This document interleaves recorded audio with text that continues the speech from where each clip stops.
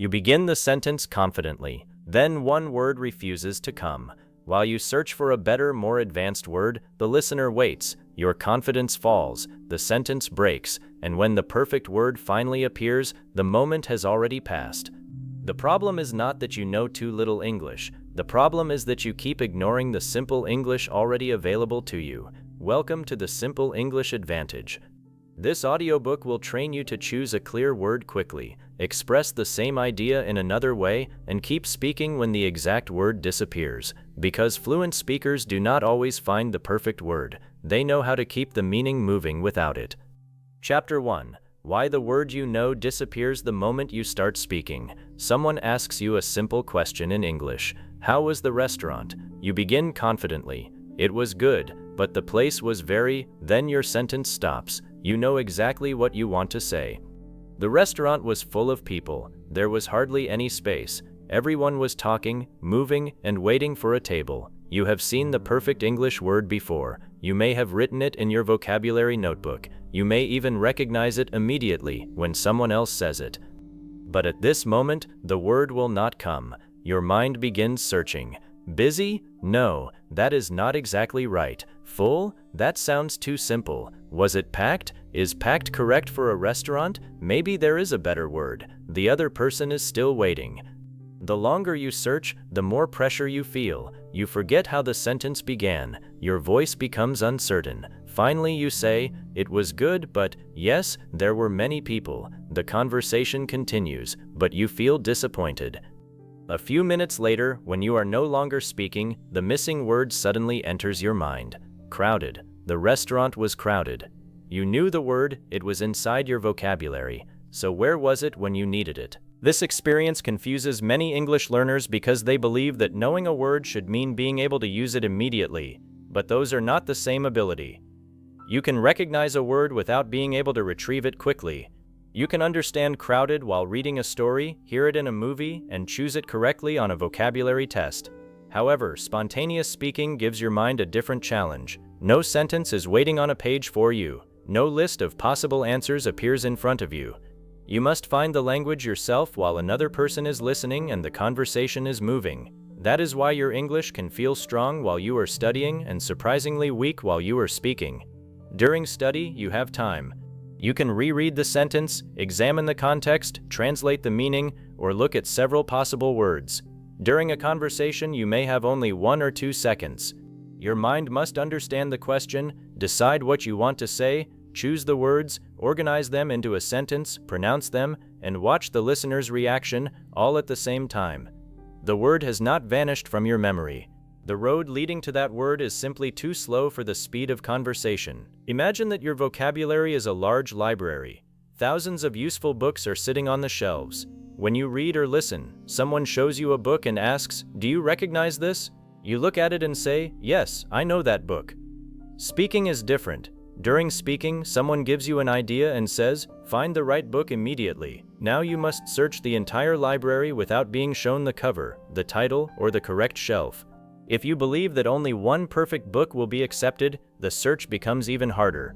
You walk past several useful books because they do not look impressive enough. Meanwhile, the person waiting outside the library is still waiting for your answer. This is what happens when you stop an entire sentence to find one perfect word. Suppose someone asks, "Why did you leave your previous job?" You want to say that the schedule made it difficult to spend enough time with your family. A clear answer is already available. The working hours were difficult for my family. But your mind rejects it. Difficult is too basic. I need a more professional word. Was the schedule unsuitable, inconvenient, demanding, unmanageable? Now you are no longer communicating. You are holding a private vocabulary competition inside your head. While you compare words, your natural speaking rhythm disappears. You begin adding sounds to fill the silence. Well, the schedule was, actually, it was. You may know more vocabulary than the person listening to you realizes. But because you cannot access it quickly, you begin to believe that your English is poor. That belief creates even more pressure during the next conversation. The next time someone asks you a question, you do not enter the conversation calmly. You enter it carrying the memory of the last pause. Part of your attention is on the meaning you want to communicate, but another part is watching and judging every word. Is this correct? Does this sound natural? Is there a more advanced expression? What will they think if I use such a simple word? Speaking becomes difficult because your mind is performing two jobs at once. One part is trying to speak. The other part is interrupting, correcting, rejecting, and searching. This is why one missing word can destroy words that were already available. You may begin with a complete idea in your mind, but after searching for one expression, you lose the rest of the sentence. It is like stopping a moving train to examine one small part of the engine. Once the train stops, getting it moving again requires much more effort. Consider another common moment. You are describing a person who helped you during a difficult time. You want to say, "She was very supportive," but supportive does not appear. Your mind goes silent because it believes that the sentence cannot continue without that exact word, yet the meaning is still there. You could say, "She helped me a lot. She stayed with me when things were difficult. She always listened to me. I could depend on her." None of these sentences uses the missing word, but every one of them communicates the idea. The real problem was not a lack of English. You had enough English to carry the meaning. You simply believed that only one road was allowed. This belief often develops through traditional vocabulary study. You see an idea connected to one English word, and your mind begins treating that word as the only correct door to the meaning. If the door does not open during a conversation, you stand outside it and wait. Real communication is more flexible. A meaning can have several doors. Imagine that you cannot remember the word postpone. You can still say, "Let's do it later." If exhausted disappears, you can say, "I'm extremely tired." If you cannot reach disappointed, you can say, "I expected it to be better." If recommendation does not come, you can ask, "What do you think I should choose?" The simpler sentence is not a failure. It is evidence that you can control meaning instead of depending on one word. This does not mean advanced vocabulary is useless. Rich vocabulary allows you to express details, emotions, and differences more precisely. The problem begins when you believe that every advanced word must be used immediately, even if searching for it destroys your speaking flow. A word that arrives 5 seconds too late cannot help the sentence that needed it 5 seconds earlier. Many learners quietly reject the English that is ready because they are waiting for the English that is not ready. They have a familiar word available, but it feels too ordinary. They have a simple sentence that would communicate the idea, but they are afraid it will make them sound like a beginner. So they wait. And during that wait, something strange happens. Their knowledge becomes invisible. The listener cannot hear the advanced word they are searching for. The listener only hears the long silence. The learner may have 10,000 words stored in memory, but real conversation can use only the words that arrive in time. This is an important difference. Vocabulary size and vocabulary availability are not the same. Vocabulary size describes how many words you may understand or recognize. Vocabulary availability describes how quickly you can reach useful words when you need to speak.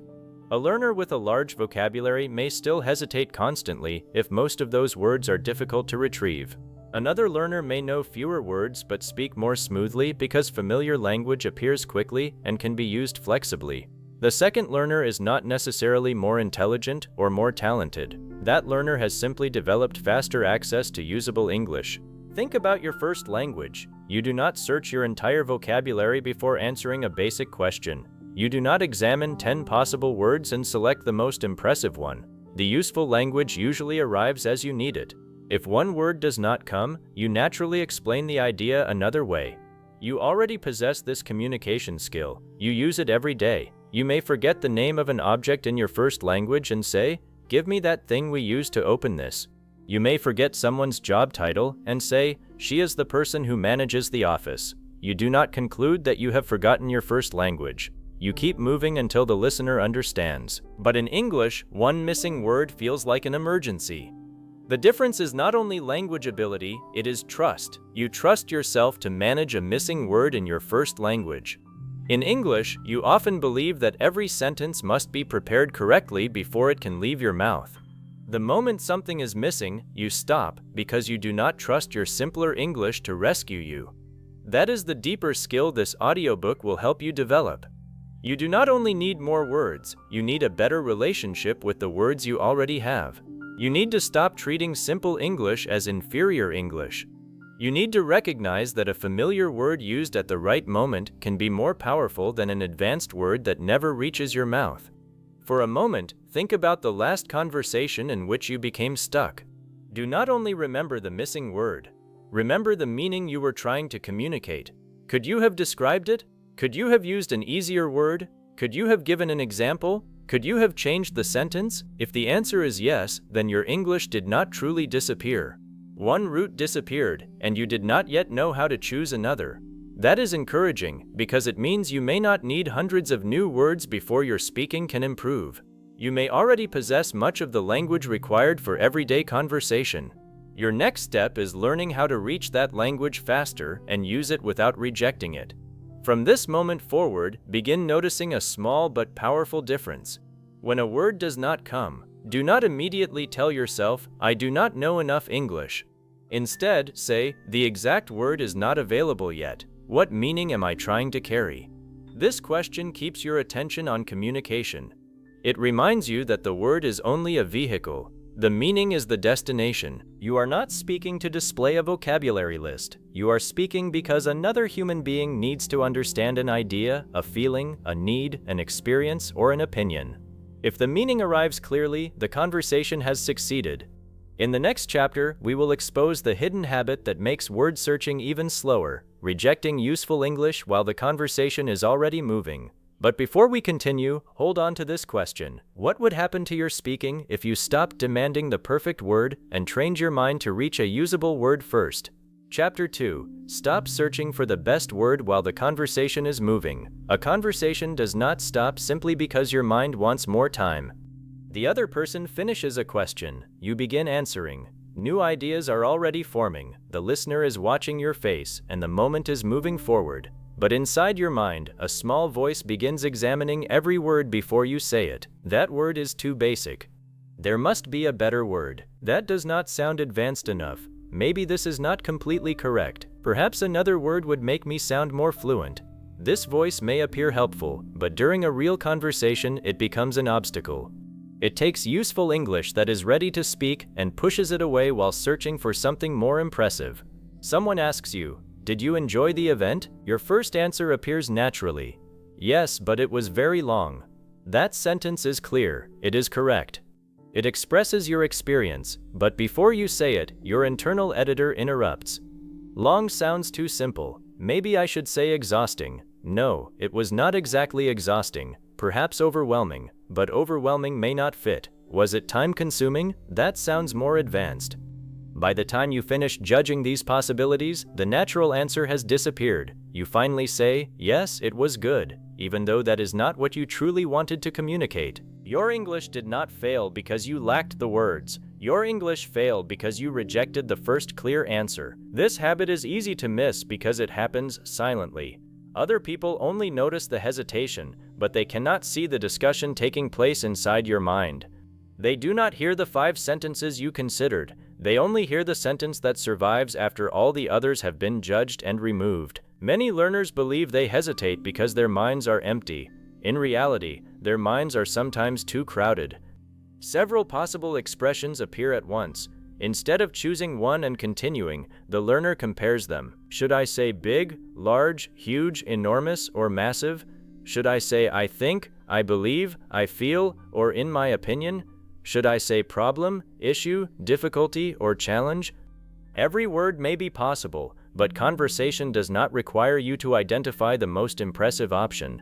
It requires you to choose a suitable option before the moment disappears. Imagine someone asks, "How is your new apartment?" You could say, "It is small, but I like it." This sentence communicates everything necessary, yet you may hesitate because you want to say, "It is compact but comfortable." Then you wonder whether compact sounds natural. You consider cozy, but you are uncertain about the pronunciation. You think about convenient, but that describes the location more than the apartment. After all this searching, you answer, "It is okay." The simple sentence carried more personality, more information, and more confidence than the final answer. But you abandoned it because it did not feel advanced enough. This reveals an important truth. Sometimes the desire to sound fluent is the very thing preventing you from speaking fluently. Fluency is not created by selecting the most sophisticated word in every sentence. Fluency is created when meaning travels from your mind to the listener without unnecessary interruption. Advanced vocabulary can make your meaning more precise, but only when that vocabulary is available naturally. If you must stop the conversation, search your memory, test several words, and silently check each one, the advanced word may cost more than it gives. Think about a person crossing a river. A simple wooden bridge is already in front of them, but they refuse to use it because they are searching for a more beautiful bridge. The simple bridge is strong enough, it reaches the other side, but while they continue searching, they remain in the same place. Simple English is often that bridge. Its purpose is not to impress the river, its purpose is to carry your meaning across. This does not mean that you should stop improving your vocabulary. It means that learning and speaking require different priorities. During study, you can explore better words. You can compare tired, exhausted, and drained. You can examine the difference between angry, annoyed, and frustrated. You can practice pronunciation and learn which situations make each word appropriate. During a live conversation, your first responsibility is different. Your first responsibility is to communicate. If frustrated arrives quickly, use it. If it does not, say, I tried many times, but nothing worked, and I became very upset. The exact word may be missing, but the meaning is complete. You must stop asking your speaking mind to behave like a dictionary. A dictionary waits quietly until someone searches it. A conversation does not wait. It changes every second. New questions appear. The listener reacts. The topic develops. If you spend too long searching for one perfect word, you lose your connection with everything happening around you. You stop listening carefully because you are still reviewing your previous sentence. You become worried about the next question. Your body becomes tense. Your voice loses energy. Even simple words become harder to reach. The search for perfection creates the pressure that makes retrieval slower. Consider a job interview. The interviewer asks, what kind of working environment helps you perform well? A clear thought appears. I work best when people communicate clearly and help each other. That is a strong answer. It is simple, professional, and meaningful. But your internal editor says, help each other sounds too basic. I should say collaborative environment. What is the correct form? Collaboration, collaborating, highly collaborative. Now the interviewer is waiting, and your attention is no longer on your experience. It is trapped inside one expression. You eventually answer, I like a good environment. The effort to sound more professional has produced a weaker answer. Now imagine responding differently. I work best when communication is clear and the team helps each other. When people share information and solve problems together, I can focus and do my best work. Most of the words are common, yet the answer sounds mature because the meaning is clear, organized, and supported with detail. Strong English does not always come from rare words. It often comes from simple words arranged around a clear idea. The same principle works in everyday conversation. A friend asks, why did you not buy the jacket? You want to say it was too expensive, but expensive feels too ordinary. You search for overpriced. Then you wonder if overpriced means the price was unfair or simply beyond your budget. You could save the conversation by saying, I liked it, but it cost more than I wanted to spend. This answer is natural. It also communicates more than the single word overpriced. Someone asks, what did you think of the movie? You search for predictable, but it does not come quickly. You can say, I could guess what was going to happen. Someone asks, why are you leaving early? You cannot remember appointment. You can say, I need to meet my doctor at 3. Someone asks, why do you not trust him? You cannot reach unreliable.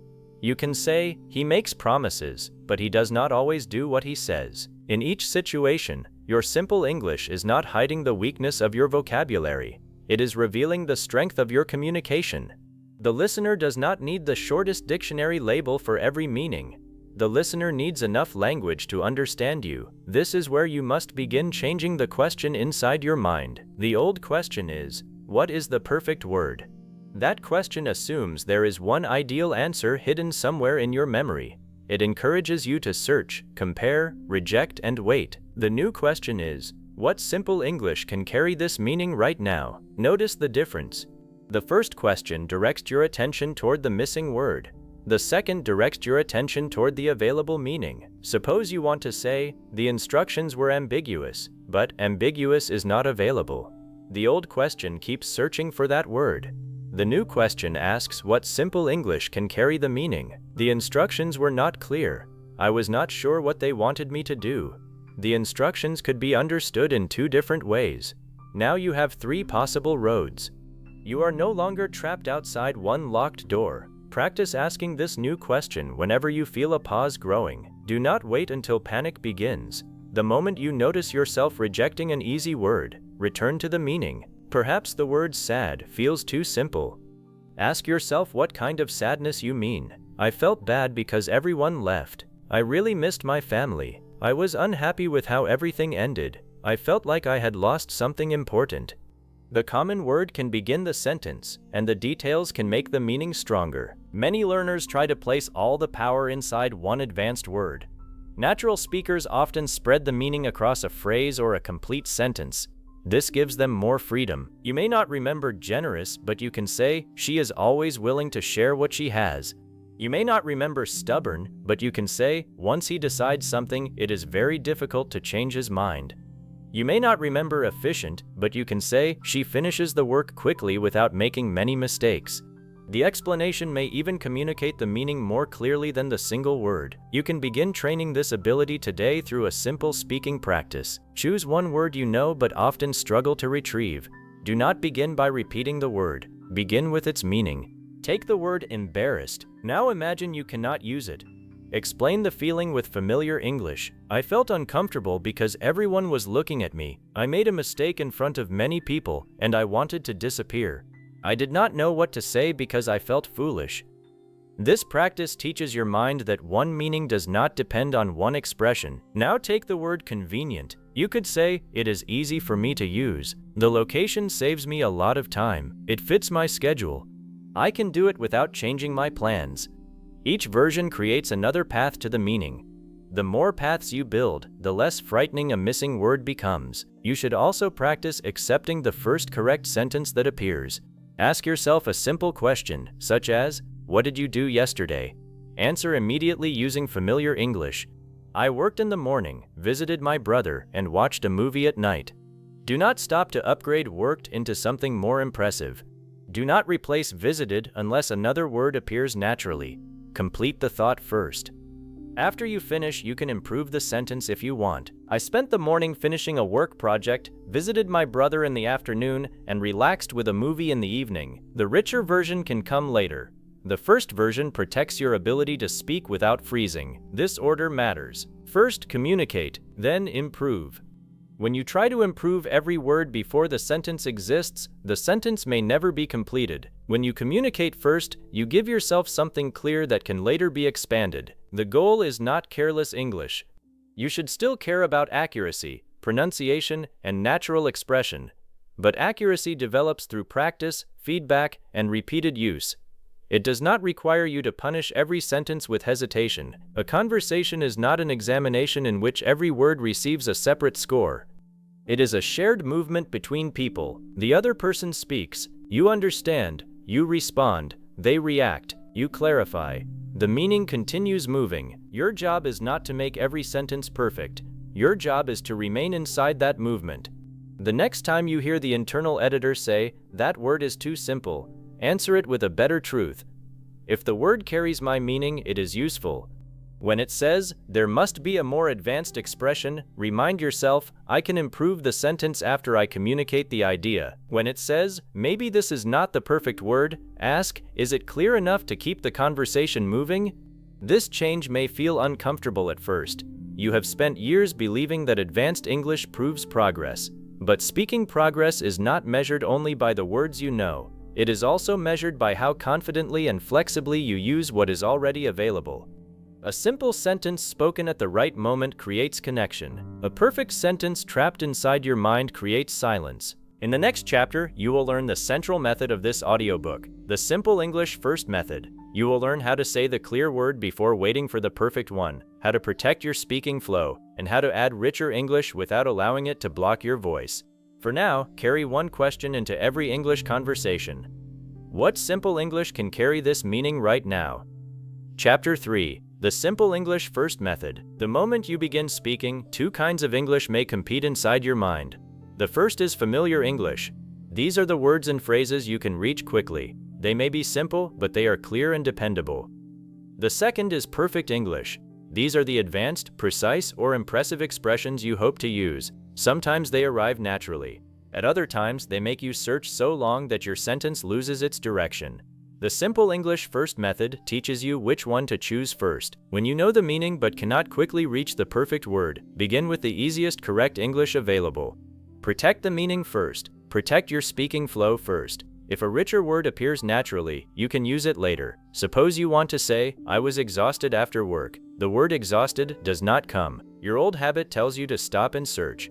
The simple English first method gives you permission to say, "I was very tired after work." The meaning survives. The sentence continues. The listener understands. Suppose you cannot remember postpone. You can say, "Can we do it later?" If inconvenient does not come, say, "That time is not easy for me." If you cannot remember recommendation, ask, "What do you think I should choose?" If frustrated disappears, say, "I tried many times but nothing worked, and I became upset." These expressions are not weak replacements, they are working language. They carry your meaning when one particular word is unavailable. The method has 3 simple parts.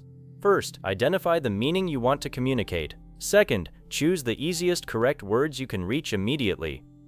Third, complete the sentence before trying to improve it. Imagine that someone asks, "Why did you cancel the trip?" You want to explain that the weather was unpredictable. The word unpredictable does not appear quickly. Begin with the meaning. You mean that the weather kept changing and nobody knew what would happen. Now choose familiar language. The weather kept changing and we did not know if it would be safe. That sentence communicates more than the single word you were searching for. It also sounds natural because it comes from a clear understanding of the idea. The power of this method is that it changes your goal while speaking. Your first goal is no longer to find the best word. Your first goal is to make the meaning understandable. This removes pressure because your mind no longer has to search your entire vocabulary before continuing. It only needs to find one clear path. Think about giving directions. Someone asks how to reach a nearby bank. You cannot remember the word intersection. You could stop and become embarrassed, or you could say, "Go straight until the 2 roads meet, then turn left." The listener reaches the bank. Communication succeeds. Nobody says, "Your directions failed because you did not use the word intersection." The important thing is that your English completed its purpose. You can use the same method to express emotions. Perhaps you want to say, "I felt neglected." If that word is unavailable, ask yourself what happened. Nobody asked how I was feeling. I felt like they did not care about me. Everyone was busy and I felt alone. These sentences may express your experience more clearly because they show the meaning instead of depending on one label. You can also use the method when giving opinions. Someone asks, "What did you think about the new policy?" You want to say it is impractical, but the word does not come. Say, "It sounds good, but I do not think it will work in real life." That is clear, natural, and strong. Simple English becomes powerful when your idea is specific. A weak answer is not weak because it uses common words. It is weak because it does not communicate enough meaning. "It was bad" is unclear. "It took too much time and did not solve the problem" is simple but strong. "He is nice" is general. "He listens carefully and makes people feel comfortable" is simple but meaningful. "The meeting was difficult" is vague. "Everyone had a different opinion, and we could not make a decision" gives the listener a complete picture. This is how you make simple English sound mature. You do not need to decorate every sentence with advanced vocabulary. You need to support familiar words with clear details. You can train the method by practicing one idea in 2 versions. Begin with the easiest version. "The journey was very tiring." Then add more meaning. "We traveled for 10 hours, hardly slept, and arrived feeling completely tired." Now notice that the richer version still uses mostly familiar words. Its strength comes from the details. Try another example. "The hotel was inconvenient." Now make it simpler and clearer. "The hotel was far from the city, and it took a long time to reach anywhere."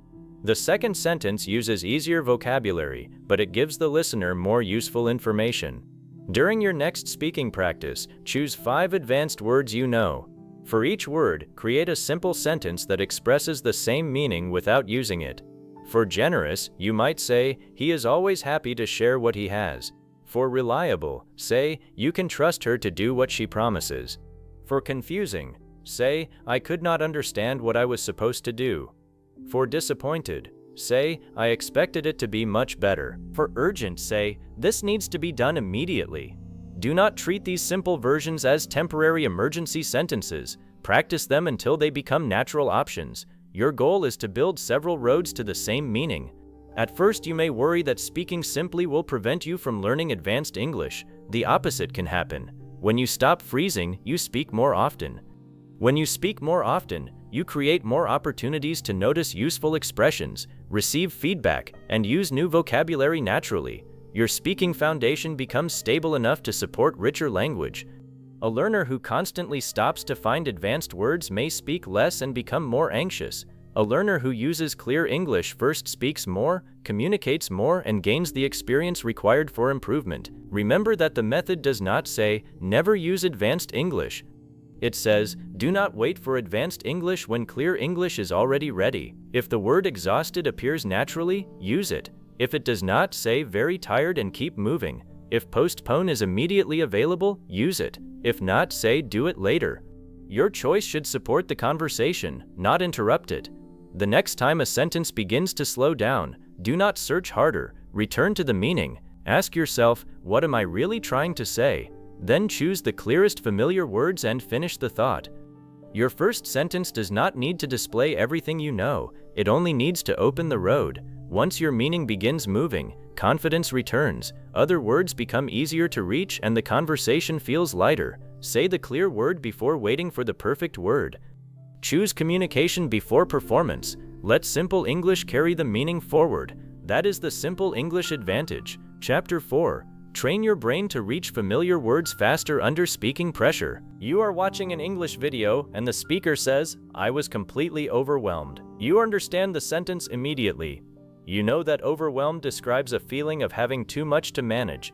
The word seems familiar and easy. You may even tell yourself, "I already know this." Later, someone asks you how you felt during a busy week. The perfect moment to use overwhelmed has arrived, but the word does not. You say, "I was very busy, and I had many things, and I felt very..." Your mind searches, but the word that seemed so familiar during the video is suddenly unavailable. This happens because understanding a word and producing a word are two different mental actions. When you listen or read, the word is given to you. You only need to connect it with a meaning you already understand. When you speak, nobody gives you the word. You must begin with the meaning, search your memory, retrieve the language, place it inside a sentence, and pronounce it while the conversation continues. Recognition says, "I know this word when I see or hear it." Retrieval says, "I can bring this word into my speech when I need it." A large part of your vocabulary may be recognition vocabulary. You understand these words when they come from someone else, but they are not yet fast enough to come from you. Your active speaking vocabulary is different. It contains the words and phrases that appear quickly enough to support a live conversation. Words such as good, bad, tired, busy, and important may appear easily because you have used them many times. More advanced words may remain slower because you have mostly seen or studied them without producing them in meaningful situations. This explains why memorizing a long vocabulary list does not automatically create fluent speaking. You may remember the definition of a word, but your mind has not learned when, where, and how to reach it during a real conversation. Imagine learning the word relieved. You write, "Relieved means feeling happy because something difficult or worrying has ended." You read the definition several times. You may remember it tomorrow, but that does not guarantee that relieved will appear when someone asks how you felt after receiving good news. Now compare that with learning the word through a personal situation. "I was worried about my medical test, but the result was normal. I felt relieved." "My wallet was missing, but I found it inside my car. I was so relieved." "I thought I had failed the exam, but I passed. I felt relieved." Now the word is connected to worry ending, good news arriving, and a personal feeling. Your brain has more than a definition, it has situations that can lead you back to the word. This is how retrieval becomes faster. A word becomes easier to reach when it is connected to experiences, questions, phrases, and complete meanings. Do not only ask, "What does this word mean?" Also ask, "When would I need this word in my own life?" If you are learning hesitate, connect it to moments when you delay because you are uncertain. "I hesitated before answering the question." "She hesitated because she was not sure what to say." "I often hesitate when I speak English with strangers."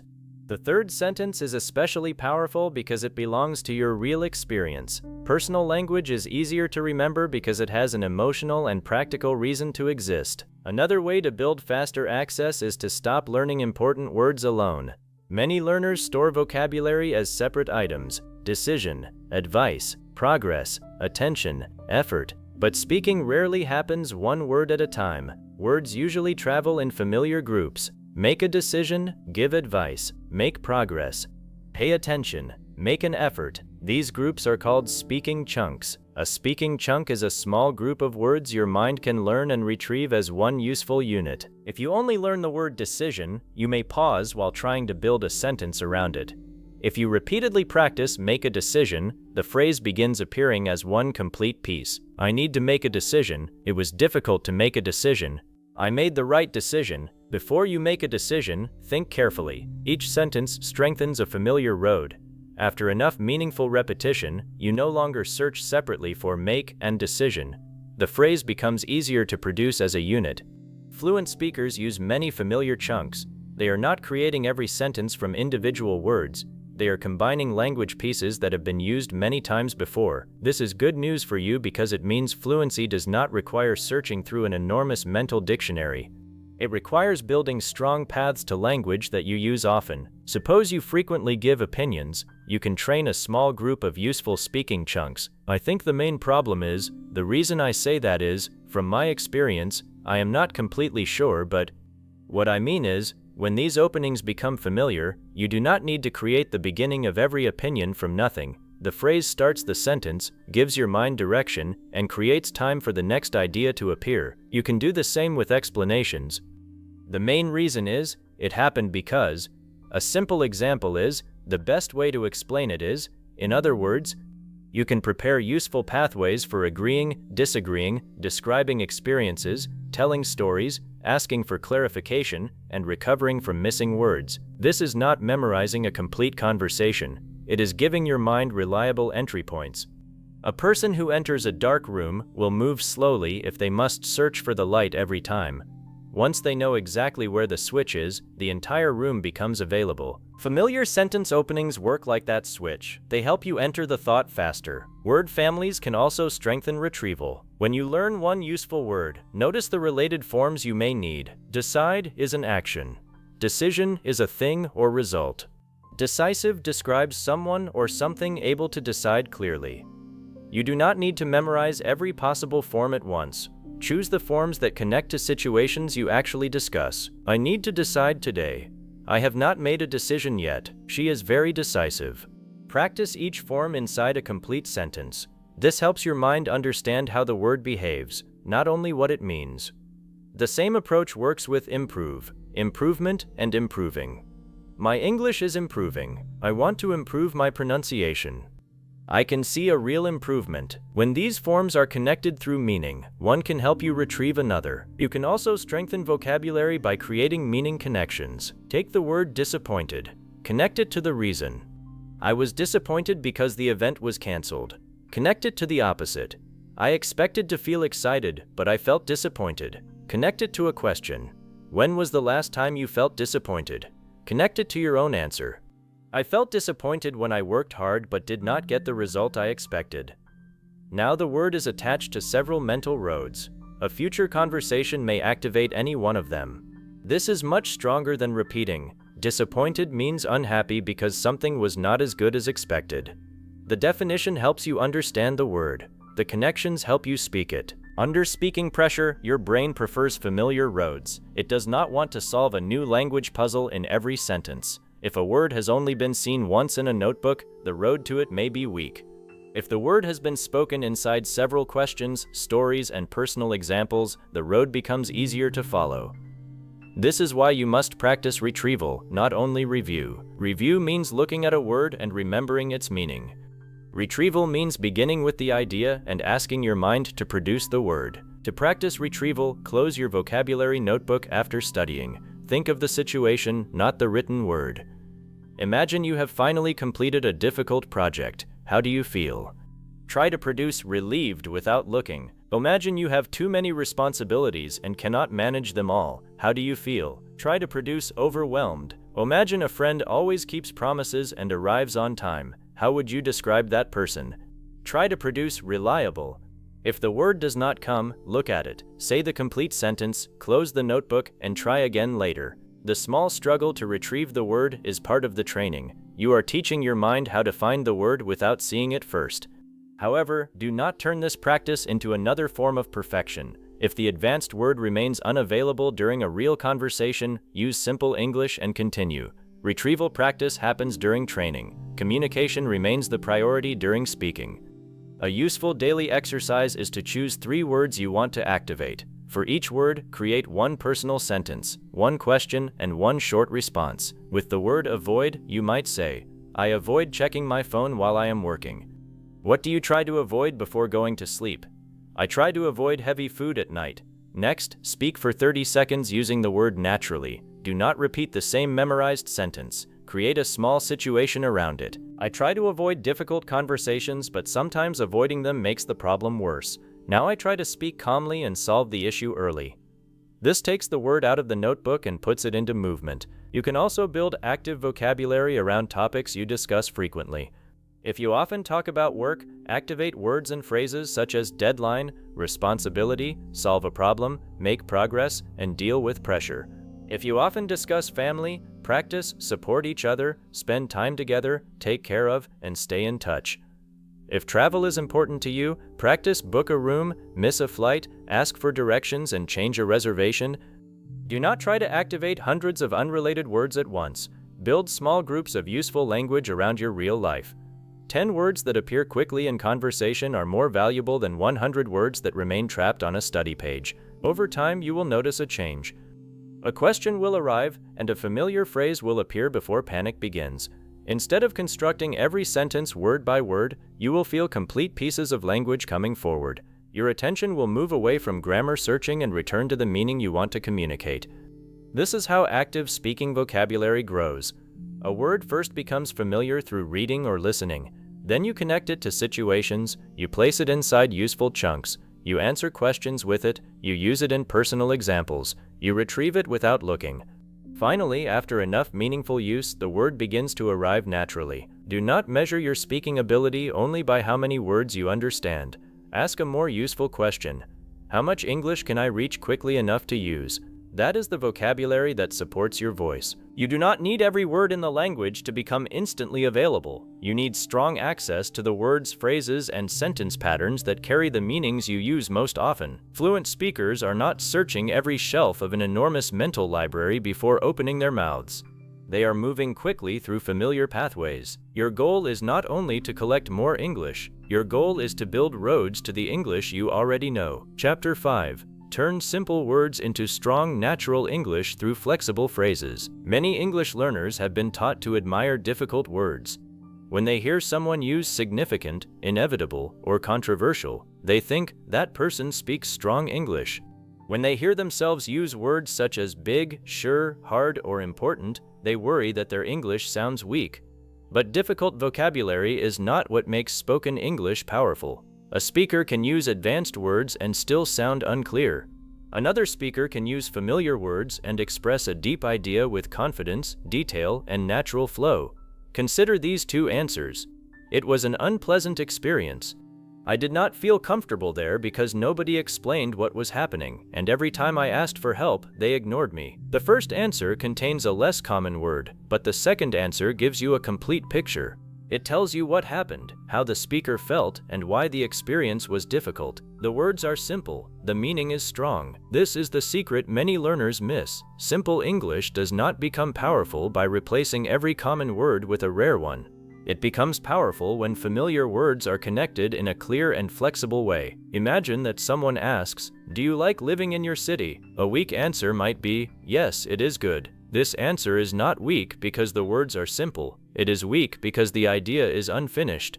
Now listen to a stronger version. Yes, I enjoy living here. The main thing is that everything I need is nearby. My family lives close to me. The people are friendly, and I do not have to travel far for work. Almost every word is familiar, but the answer sounds natural and complete. The phrase "the main thing is" gives the sentence direction. It tells the listener that the important idea is about to come. it also gives the speaker a few valuable seconds to organize the next part. Flexible phrases like this can transform the English you already know. They do not only add words to your sentence, they help your mind perform important speaking actions. They help you begin an idea, explain it, clarify it, correct it, compare it, soften it, and continue it. When these phrases become familiar, you no longer need to build every response from nothing. Suppose someone asks, "Why do you prefer working from home?" You can begin with, "The main thing is that I can concentrate better at home." Then you can expand, "I do not lose time traveling, and I can organize my day more easily." You did not need a highly advanced word. The flexible phrase opened the road, and the familiar vocabulary carried the meaning forward. Now suppose the listener misunderstands you. They say, "So you do not like working with other people?" You can respond, "That is not exactly what I mean. I enjoy working with a team. What I mean is that I can focus better when I have a quiet place to complete certain tasks." The phrase "what I mean is" allows you to repair the meaning without starting the entire conversation again. This phrase is especially useful because misunderstandings happen in every language. Fluent communication does not mean that every sentence is perfect. It means you know how to guide the listener back to your intended meaning. You can use "what I mean is" when your first sentence feels too general. "I do not like that plan." "What I mean is, I do not think we have enough time to do it properly." You can use it when the listener takes your words too seriously. "I said the trip was difficult. What I mean is, it was tiring, but I still enjoyed it." You can also use it when you cannot find one exact word. "He is very, I cannot remember the word." What I mean is, he stays calm and makes good decisions when everyone else is worried. The phrase protects your speaking flow while you build the explanation. Another useful phrase is, "It is more like." This helps you move closer to the meaning when your first word is not completely accurate. Imagine someone asks, "Are you angry with her?" You might answer, "I would not say I am angry. It is more like I am disappointed because I expected her to be honest with me." The word angry was available, but it was not precise enough. Instead of searching silently for the perfect emotion, you used a flexible phrase to guide the listener toward the difference. Someone asks, "Was the work difficult?" You can say, "It was not really difficult. It was more like it required a lot of patience." Someone asks, "Is he your manager?" You can answer, "Not exactly. He is more like the person who helps our team organize the work." The phrase allows you to correct meaning without freezing. You can also use "the problem is" when you need to explain an obstacle. Suppose a friend asks why you have not started an English course. You could say, "I want to join the course. The problem is, it begins while I am still at work." Now your answer has a clear structure. First you state your intention, then you explain the obstacle. You can continue, "If they offered an evening class, I would join immediately." The complete response sounds thoughtful, even though every part uses familiar language. Try another example. "I like the apartment. The problem is, it is too far from my office. I would spend almost 3 hours traveling every day." This is stronger than saying the apartment is inconvenient. The single advanced word may be shorter, but the simple explanation gives the listener the real reason. The phrase "the reason I say that is" helps you support an opinion. Imagine you say, "I think people should spend less time checking their phones." The listener may understand your opinion, but the idea becomes more convincing when you add, "The reason I say that is, many people are physically present with their families, but their attention is somewhere else." Your words are simple, but the thought is meaningful. Suppose you are discussing English learning. "I think speaking practice should begin earlier. The reason I say that is, some learners study grammar for years but still feel frightened when they need to answer a simple question." Again, the phrase creates a natural bridge between your opinion and your explanation. A strong speaker does not only state ideas. A strong speaker helps the listener follow how one idea connects to another. This is why flexible phrases matter. They give your speech a visible path. "The main thing is" introduces the central point. "The problem is" introduces the obstacle. "The reason I say that is" explains your thinking. "What I mean is" clarifies the meaning. "It is more like" makes the idea more accurate. "It is basically" simplifies a complicated explanation. "I am trying to say" helps you rebuild a thought. "I would not call it that, but" allows you to disagree with a description without sounding too direct. These phrases are made from some of the most common words in English. Their strength comes from what they allow you to do. Suppose someone asks about a new responsibility at work, and you cannot remember the word supervise. You can say, "It is basically my job to check the team's work and make sure everything is completed correctly." The phrase "it is basically" tells the listener that you are about to give a simple explanation. You could use it to explain an object. A power bank is basically a small battery you can carry and use to charge your phone. You could use it to explain a process. The registration process is basically filling out the form, sending your documents, and waiting for confirmation. You could use it when a technical word is missing. I do not remember the exact name, but it is basically a program that protects your computer from harmful files. You are not avoiding communication because the perfect term is missing. You are using your English to make the term unnecessary. The phrase "I am trying to say" is useful when your thought becomes difficult to organize. Perhaps you begin an opinion and feel yourself losing control of the sentence. You say, "Sometimes people study many words, but when they speak, because they are thinking about everything, they cannot." Instead of stopping completely, you can reset. What I am trying to say is, knowing many words does not help if you cannot reach them quickly while speaking. This phrase gives you a new beginning without abandoning the idea. It also sounds natural because fluent speakers sometimes reorganize their thoughts. They do not always produce perfect sentences on the first attempt. They know how to repair and continue. This is an important lesson. Natural speech is not a straight line in which every word appears perfectly. It is a flexible process. Speakers begin, adjust, explain, and sometimes say the same idea differently. Your English becomes stronger when you learn to do the same. Now consider the phrase "I would not call it that, but." This helps you respond when another person's word feels too strong or not completely accurate. Someone asks, "Was the restaurant terrible?" You can say, "I would not call it terrible, but the service was slow and the food was not worth the price." Someone says, "You must be afraid of speaking English." You can respond, "I would not call it fear, but I do become nervous when many people are listening." Someone asks, "Is your job stressful?" You might say, "I would not call it stressful all the time, but some weeks are very difficult." This phrase gives you space between complete agreement and complete disagreement. That space is where many natural conversations happen. Learners often search for one word because they believe every experience has one exact label. Real life is usually more complicated. Something may not be good or bad. You may not be happy or unhappy. A situation may contain several feelings at the same time. Flexible phrases allow you to express those differences with familiar language.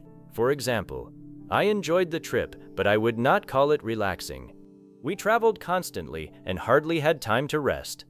"I was not exactly disappointed. It was more like I realized the opportunity was not right for me." "The meeting was not a complete failure. The main problem was that we left without making a clear decision." These answers sound mature because they show careful thinking, not because they contain difficult vocabulary. You can make your English even stronger by learning how to build an answer in layers. Begin with the main idea, add the reason, give an example, then explain the result. Suppose someone asks, "Why are you trying to improve your English?" Begin with the main idea. "I want to feel more confident when I speak." Add the reason. "The main reason is that I understand a lot, but I become slow when I need to respond." Give an example. For example, during meetings, I sometimes know the answer but cannot express it quickly enough. Explain the result, so I remain silent, even when I have something useful to say. This answer uses familiar English, but it carries a complete experience. The listener understands your goal, your problem, an example, and the effect on your life. Now try the same structure with another topic. Why did you move to a new city? Main idea, I moved because I found a better job. Reason, the main thing was that the new position gave me more opportunity to grow. Example, for example, I can work on larger projects and learn from people with more experience. Result, so even though moving was difficult, I believe it was the right decision. You do not need to memorize these exact sentences. Learn the movement of the answer, state the idea, explain why, show an example, describe the result. This simple movement can help you speak for longer without filling your sentences with complicated words. Another powerful skill is learning to express the same idea in several ways. Imagine you want to say, "I need more time." Your first version could be, "I cannot finish this today." Your second version could be, "Could I send it tomorrow instead?" Your third version could be, "I want to do this properly and I need a little more time." Each sentence carries a similar meaning, but the tone and focus change. The first explains the limitation. The second makes a request. The third gives a reason. When you can express an idea in several ways, you stop depending on one prepared sentence. Try the idea, "I did not understand." You could say, "I am not sure what you mean. Could you explain that in a simpler way? I understood the first part, but I became confused after that. Could you give me an example?" These are not random sentences. They are several doors leading to the same communicative goal. Now take the idea, "I disagree." You can say, "I see it differently." I understand your point, but I do not think that would work. That may be true in some situations, but my experience has been different. I agree with part of what you said, but not all of it. Simple English gives you range when you learn how to move the meaning, change the focus, and add detail. You can practice this flexibility with a powerful exercise called the 3 ways practice. Choose one everyday idea. For example, "The hotel was too expensive." Now say it in 3 simple ways. "The room cost more than I expected." "I liked the hotel, but the price was too high for me." "I decided not to stay there because I did not want to spend that much money." Next, choose an emotion. "I felt nervous." Say it in 3 ways. "My heart was beating quickly and I could not relax." "I was worried that I would make a mistake." "I did not feel confident because everyone was watching me." Now choose an opinion. "Learning alone is difficult." Say it in 3 ways. "It is hard to stay motivated when nobody is learning with you." "Studying alone gives you freedom, but you must push yourself every day." "I learn better when I have someone who can correct me and encourage me." This practice does more than increase the number of sentences you can say.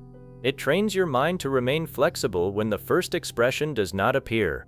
The old speaking habit says, "I need this word." The flexible speaking habit says, "I need to communicate this meaning, and I have several ways to do it." You can make the exercise more challenging by removing one common word. Try to explain tired without using the word tired. "I have no energy. I need to rest. I could hardly keep my eyes open. I felt like I had been working for 2 days without sleeping." Now explain expensive without saying expensive. "It costs too much. The price is higher than I can afford. I do not think it is worth that amount of money. I would buy it if the price were lower." This exercise prepares you for the exact moment when a word disappears in conversation. Instead of feeling trapped, your mind begins searching for another route. You can also practice with objects. Describe a suitcase without using the word suitcase. It is the large bag you pack when you travel. Describe a receipt. It is the small piece of paper a shop gives you after you pay. Describe a password. It is a private group of letters or numbers you use to enter an account. When you learn to describe familiar things, you strengthen the same skill required to explain emotions, opinions, and abstract ideas.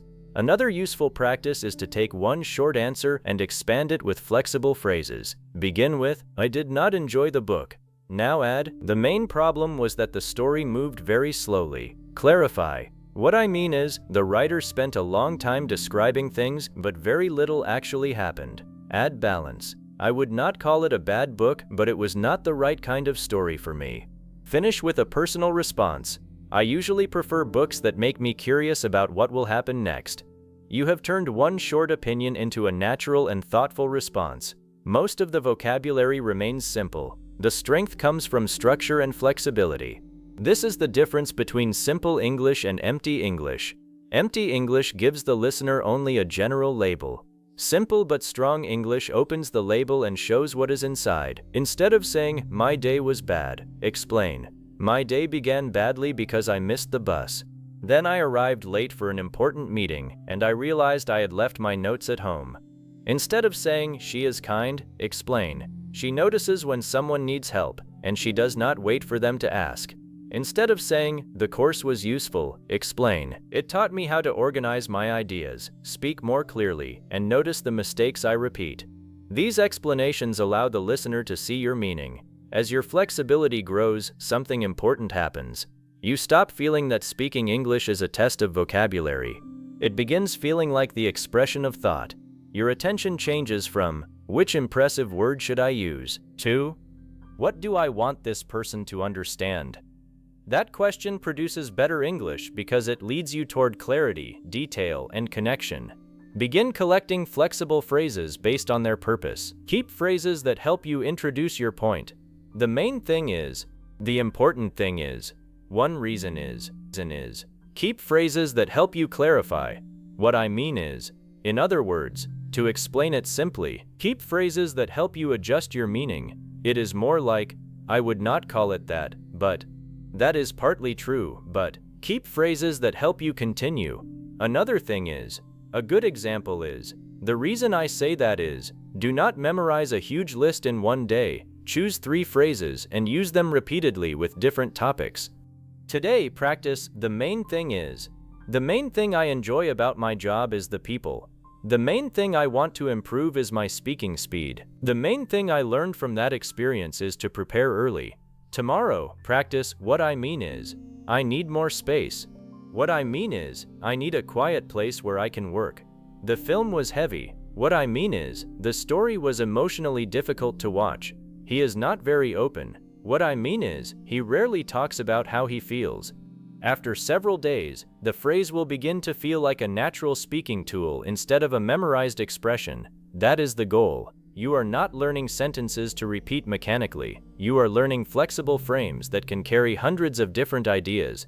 The more familiar these frames become, the less energy you spend building the structure of a sentence. Your mind can use that energy to focus on the meaning. You begin speaking with the English that is already available instead of waiting for language that may not arrive. You also become more confident because one missing word no longer controls the entire conversation. If the precise word disappears, a familiar phrase helps you explain, correct, or reshape the idea. In the next chapter, we will enter the most difficult moment directly. The exact word will disappear while you are speaking. The listener will still be waiting, and you will need to protect the conversation without panic. But you will no longer enter that moment without tools. You now know that simple words can carry deep meaning. You know that flexible phrases can open, connect, clarify, and repair your ideas. You know that one meaning can be expressed in several ways. Your English is not strong only when the perfect word appears. Your English becomes truly strong when you can keep communicating even when it does not. Chapter 6. Keep speaking when the exact word will not come. The most important speaking skill is not remembering every word. It is knowing what to do when you forget one. You are speaking to someone in English. Your sentence is moving well. You feel calm, your idea is clear, and the listener is following you. Then you reach one word that should be there, but it is not. You can almost see the meaning in your mind. You may remember the first sound of the word. You may remember where you studied it. You may even see the page where you wrote it, but the word itself refuses to enter your sentence. At that moment, 2 different reactions are possible. The old reaction is immediate panic. Your body becomes tense. Your eyes move away from the listener. You repeat the last few words, hoping the missing word will appear. You make uncertain sounds. You tell yourself that your English is failing. The longer you search, the more distant the word becomes. The sentence dies, even though the meaning is still alive inside you. The trained reaction is different. The word disappears, but you do not give it control of the conversation. You stay connected to the meaning. You choose an easier word, describe the idea, give an example, or rebuild the sentence. The exact word may return, or it may not. Either way, communication continues. This is the ability you are going to develop. A missing word is not the end of your sentence. It is simply a signal that you need another route. Think about driving to a familiar place. You reach a road and discover that it is closed. You do not sit in front of the barrier forever. You turn, choose another street, and continue toward the same destination. The road changed. The destination did not. When a word disappears, your meaning remains the destination. The missing word was only one possible road. The first thing you must protect is not the word. It is your calm. Panic makes your mind narrower. It places all your attention on the missing word and makes the rest of your English harder to reach. You stop seeing the words that are available because you are staring at the one that is absent. When you feel the search beginning, slow your breathing and keep your face relaxed. Do not treat the pause like a disaster. A brief pause is normal. Speakers pause in every language because they are choosing ideas, remembering details, or deciding how to explain something. Your listener is usually not judging the pause as harshly as you are. The real difficulty begins when you fill the pause with fear. You think, I should know this. They can see that my English is weak. I am taking too long. I have ruined the sentence. These thoughts use the mental energy you need for communication. Replace them with one useful thought. I still have the meaning. I can say it another way. This thought keeps your mind open. Suppose you are describing something in your kitchen. You want to say whisk, but the word will not come. You could stop and search for whisk, or you could say, it is the tool you use to mix eggs quickly. The listener may immediately say, a whisk? You can respond, yes, that is the word. The conversation continues naturally. Notice what you did. You did not search for a synonym. There may not be an easy synonym for whisk. Instead, you described its purpose. This is one of the most useful recovery patterns in English. It is the thing you use to complete the phrase with a familiar action. If you forget stapler, say, it is the thing you use to attach papers together. If you forget thermometer, say, it is the thing you use to check someone's temperature. If you forget charger, say, it is the thing you connect to your phone when the battery is low. If you forget remote control, say, it is the thing you use to change the television channel from where you are sitting. You do not need a perfect explanation. You only need enough information to help the listener understand. You can make an object easier to identify by giving its general group, appearance, location, or purpose. Suppose you forget ladder. You can say, it is a piece of equipment you climb when you need to reach a high place. If envelope disappears, say, it is the paper cover you put a letter inside. If you forget receipt, say, it is the small piece of paper the shop gives you after you pay. If curtain does not come, say, it is the cloth that covers a window. The more you practice describing objects, the less frightening missing nouns become. You can use a similar pattern for places. It is a place where, if you forget pharmacy, say, it is a place where you buy medicine. If you forget warehouse, say, it is a large place where a company keeps products before sending them to shops. If you forget laboratory, say, it is a place where scientists perform tests and experiments. If courtroom disappears, say, it is the room where a judge listens to legal cases. Sometimes you know the name of the larger place but forget the smaller part. Perhaps you forget reception. You can say, it is the area near the entrance where you speak to someone when you arrive at a hotel or office. The listener receives the meaning without needing the exact term. You can recover missing words for people in the same way. If you forget electrician, say, it is the person who fixes electrical problems in houses. If landlord does not come, say, it is the person who owns the home you are renting. If you forget translator, say, it is someone who changes words from one language into another. If witness disappears, say, it is a person who saw what happened. These explanations are built almost entirely from familiar vocabulary. That is the simple English advantage in action. Objects, places, and people are often easier to describe because you can explain what they do. Abstract ideas and emotions can feel more difficult, but they can also be recovered. The key is to describe the experience behind the word. Suppose you want to say that you felt overwhelmed, but the word disappears. You can say, I had too many things to manage at the same time, and I did not know where to begin. That is not merely a replacement. It gives the listener a clear picture of the feeling. If you forget embarrassed, say, I felt very uncomfortable because everyone saw my mistake. If relieved does not come, say, I had been worried for a long time, but when I heard the good news, I could finally relax. If you cannot remember jealous, say, I felt bad because another person had something I wanted. If homesick disappears, say, I was far from home and I missed my family and my normal life. The listener does not need the emotional label if your explanation communicates the experience. In fact, an explanation can sometimes be more powerful than the exact word. I was disappointed gives the listener a label. I had worked for months and truly believed I would be chosen, so hearing no was very difficult gives the listener the human experience.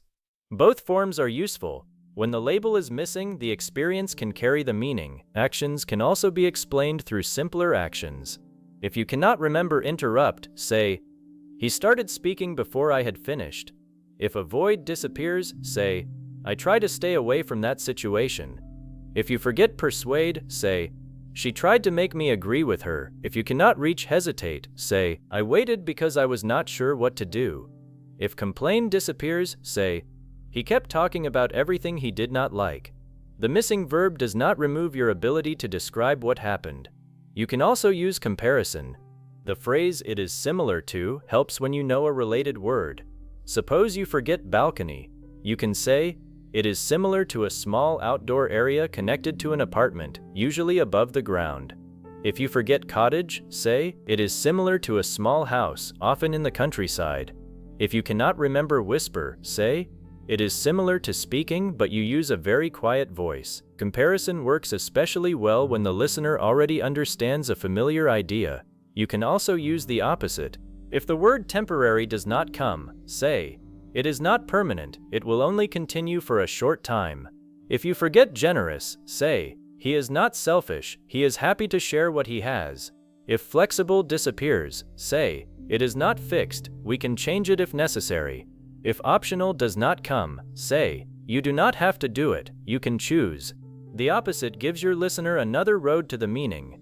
Examples are equally powerful. If you cannot define an idea clearly, show it through a situation. Suppose you forget unreliable. You can say, for example, he promises to arrive at 10, but he comes at 12. He says he will finish the work, but he often forgets. The listener understands the quality even without the exact word. If you forget generous, say, for example, when someone needs help, she gives her time, shares her food, and never asks for anything in return. If independent disappears, say, for example, she makes her own decisions, pays her own bills, and solves most problems without asking other people to do everything for her. If you cannot remember patient, say, for example, even when something takes a long time, he stays calm and does not become angry.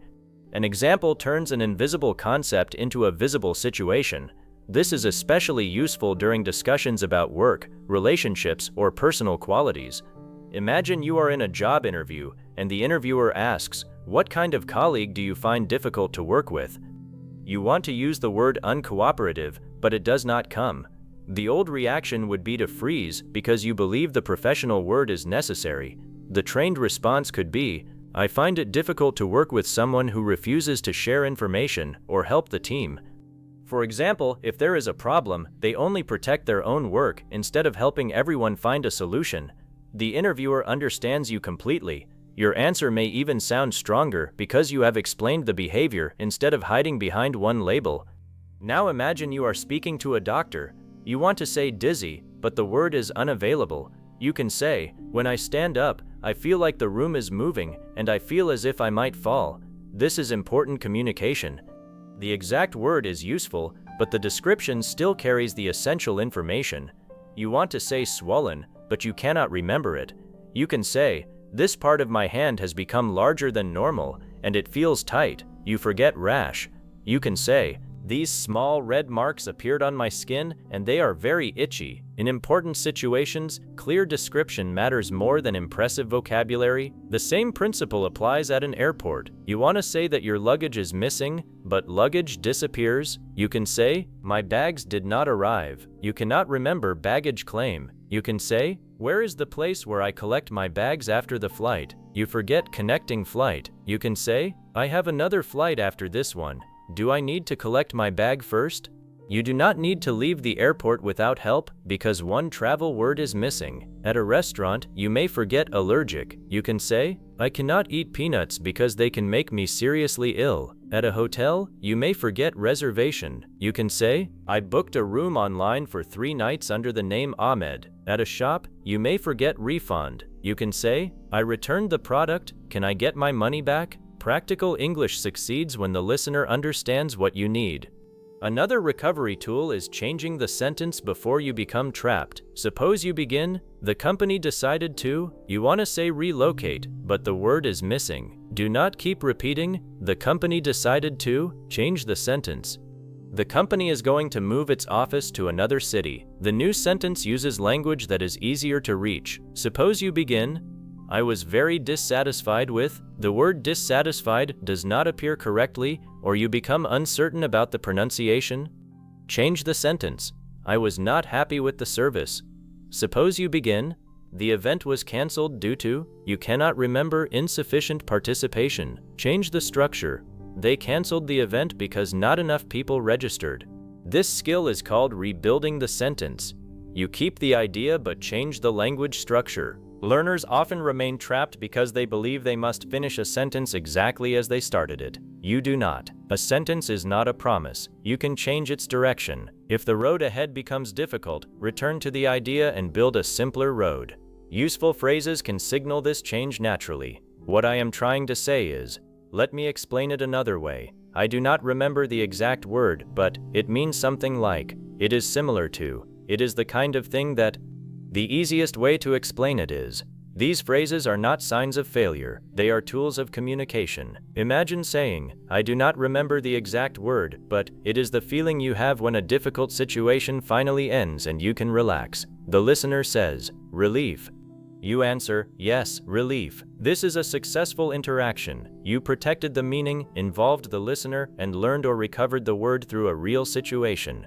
Sometimes the listener may help before you finish the explanation. Accept the help calmly. Do not feel embarrassed and say, my English is terrible, I know nothing, I always forget everything. Simply say, yes, that is the word I was looking for. Then continue your original thought. The speed of your recovery matters more than the fact that you forgot. A confident learner can forget a word and remain calm. An anxious learner may remember most words but lose control after one small problem. Confidence does not mean perfect memory. Confidence means trusting your ability to continue. You should also avoid apologizing too much. A simple I do not remember the exact word is enough. Long apologies move attention away from your meaning and place it on your insecurity.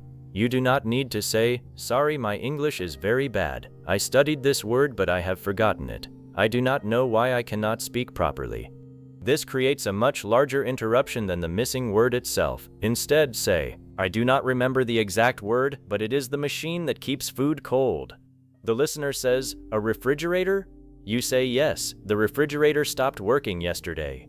You are already back inside the story. The goal is to recover quickly and continue, not to explain why you needed to recover.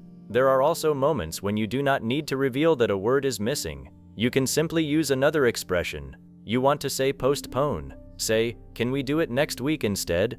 You want to say exhausted. Say, I had no energy left. You want to say inconvenient. Say, that time is difficult for me. You want to say recommendation. Ask, which one do you think I should choose? The listener does not know that another word was missing.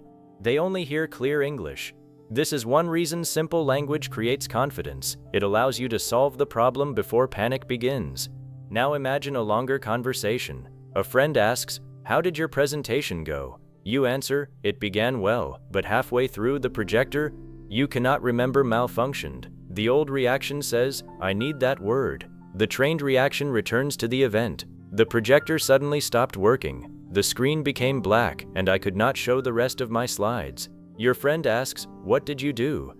You continue, at first I felt the word embarrassed is missing. You say, I felt uncomfortable because everyone was waiting and looking at me, but then I continued without the slides and explained everything myself. Your friend says, that must have been stressful. You respond, yes, but after a few minutes I became more relaxed. In the end, people said they enjoyed it. 2 important words disappeared, but the story survived. The listener understood the technical problem, your emotion, your response, and the result. This is what flexible speaking looks like. You are not searching for perfect labels at every step. You are moving through meaning. Consider another conversation. Someone asks, why did you stop being friends with him?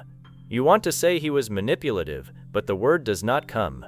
You could say, he often tried to control my decisions. If I disagreed with him, he made me feel guilty. I started feeling that I could not be myself around him.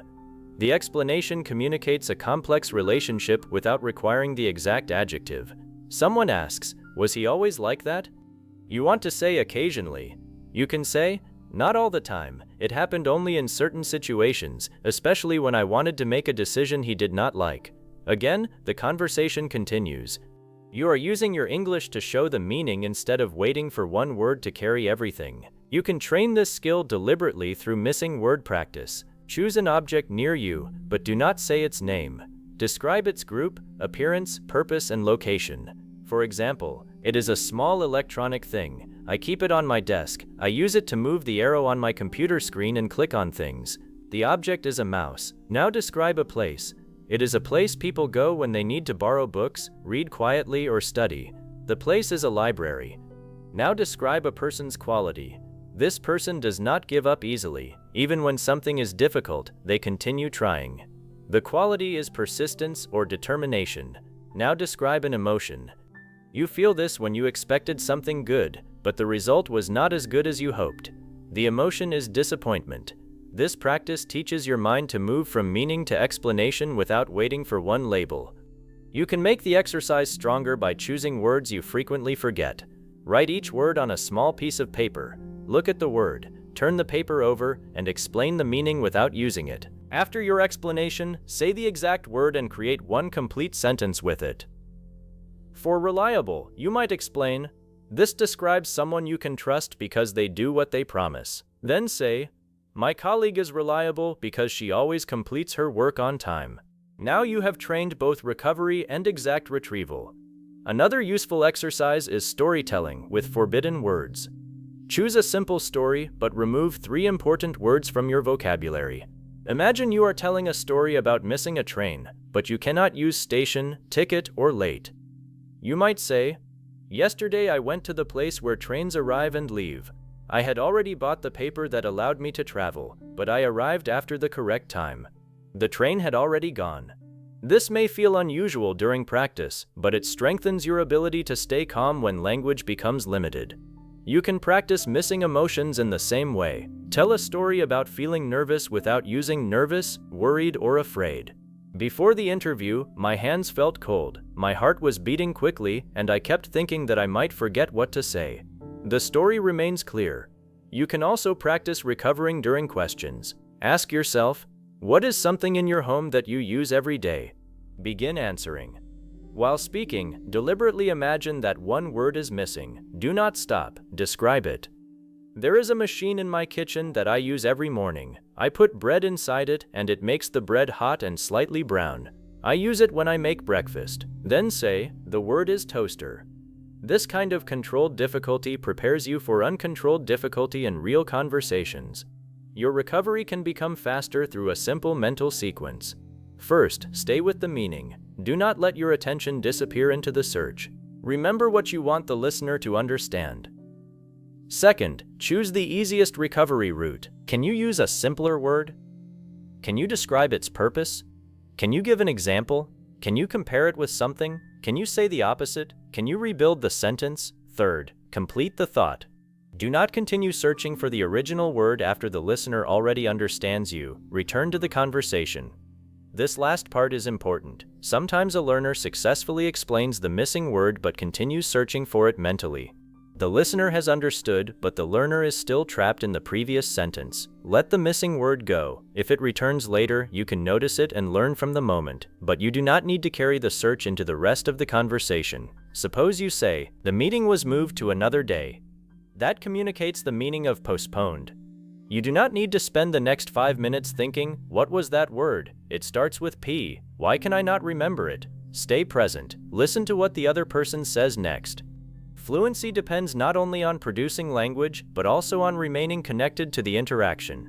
The conversation is more important than the missing word. There will also be times when your explanation is not immediately understood. Do not panic. Add another clue. You forget helmet and say, "It is something you wear." The listener still does not understand because the explanation is too general. Add the location. You wear it on your head. Add the purpose. It protects your head when you ride a motorcycle. Now the meaning is clear. A useful description often moves from general to specific. What type of thing is it? Where is it used? What does it do? What does it look like? When would someone need it? You do not need to answer every question. Add details until the listener understands. Suppose you forget Q. You say, "It is a group of people waiting." Add, "They stand one behind another because each person must wait for their turn." The listener understands. Suppose you forget deadline. You say, "It is the final time." Add, "It is the last day or time when you must finish and submit your work." The meaning becomes clear. Suppose you forget privacy. You say, "It means having a part of your life that other people cannot enter or see without your permission." Even an abstract word can be explained through familiar language. This ability gives you freedom. You no longer need to avoid topics because you are afraid you may not know every word.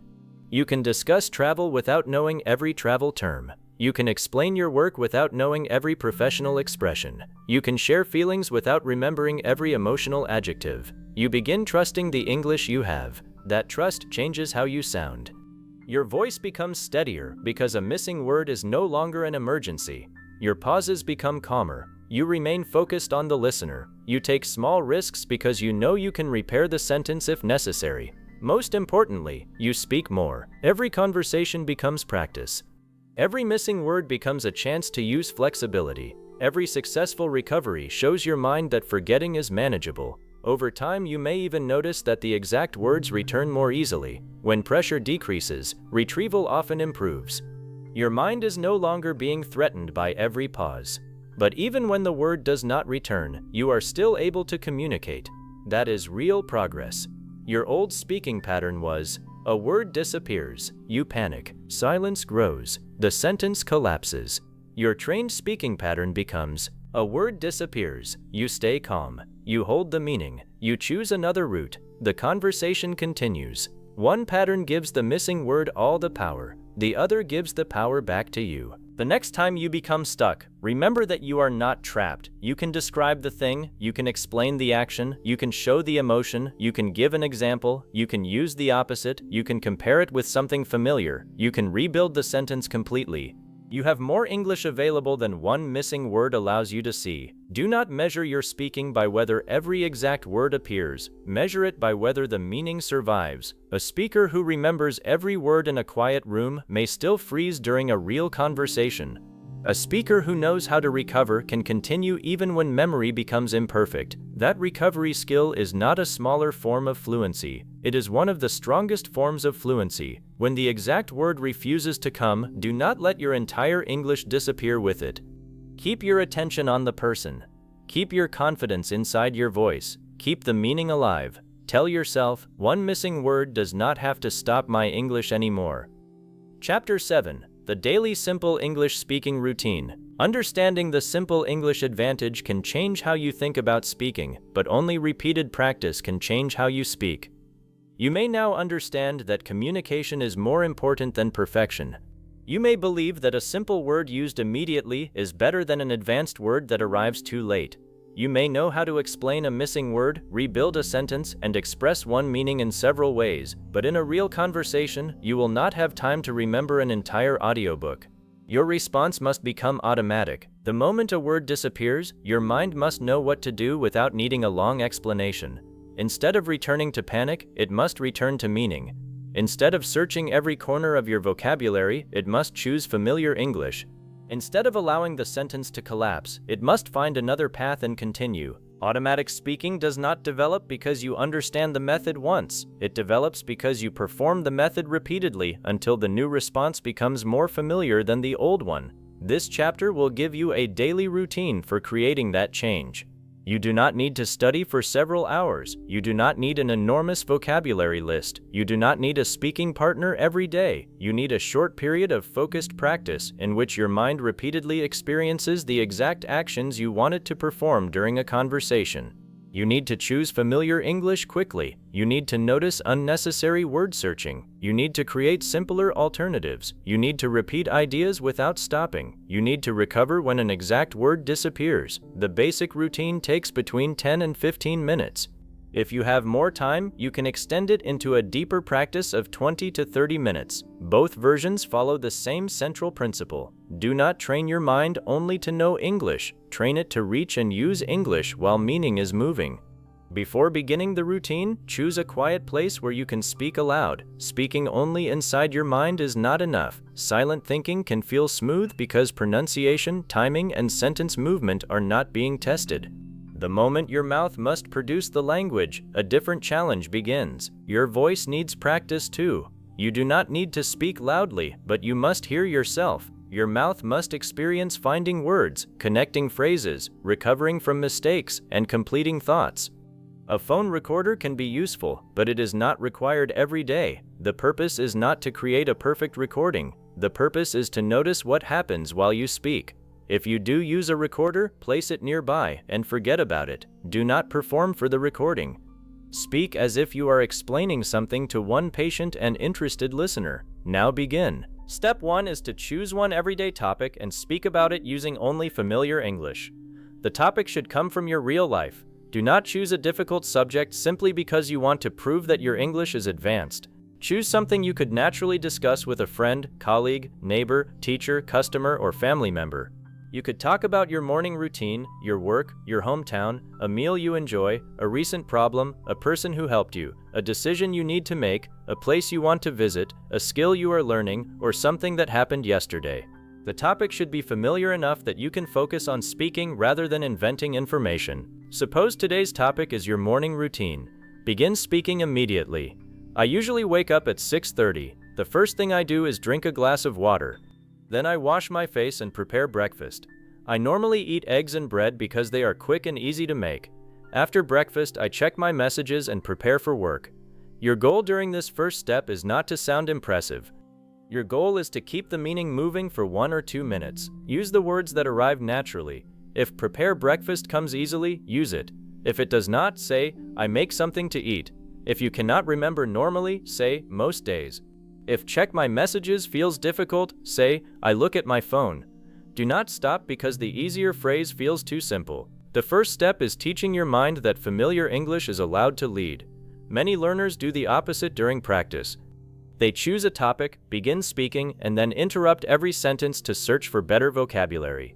They think this struggle is helping them become advanced. In reality, they are practicing hesitation.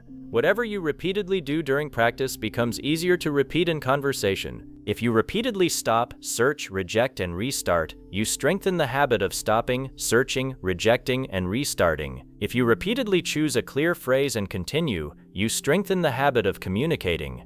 During step 1, do not restart a sentence simply because one part was imperfect. If you say, yesterday I go to the market, and immediately notice the mistake, you can correct it once by saying, yesterday I went to the market, then continue the story.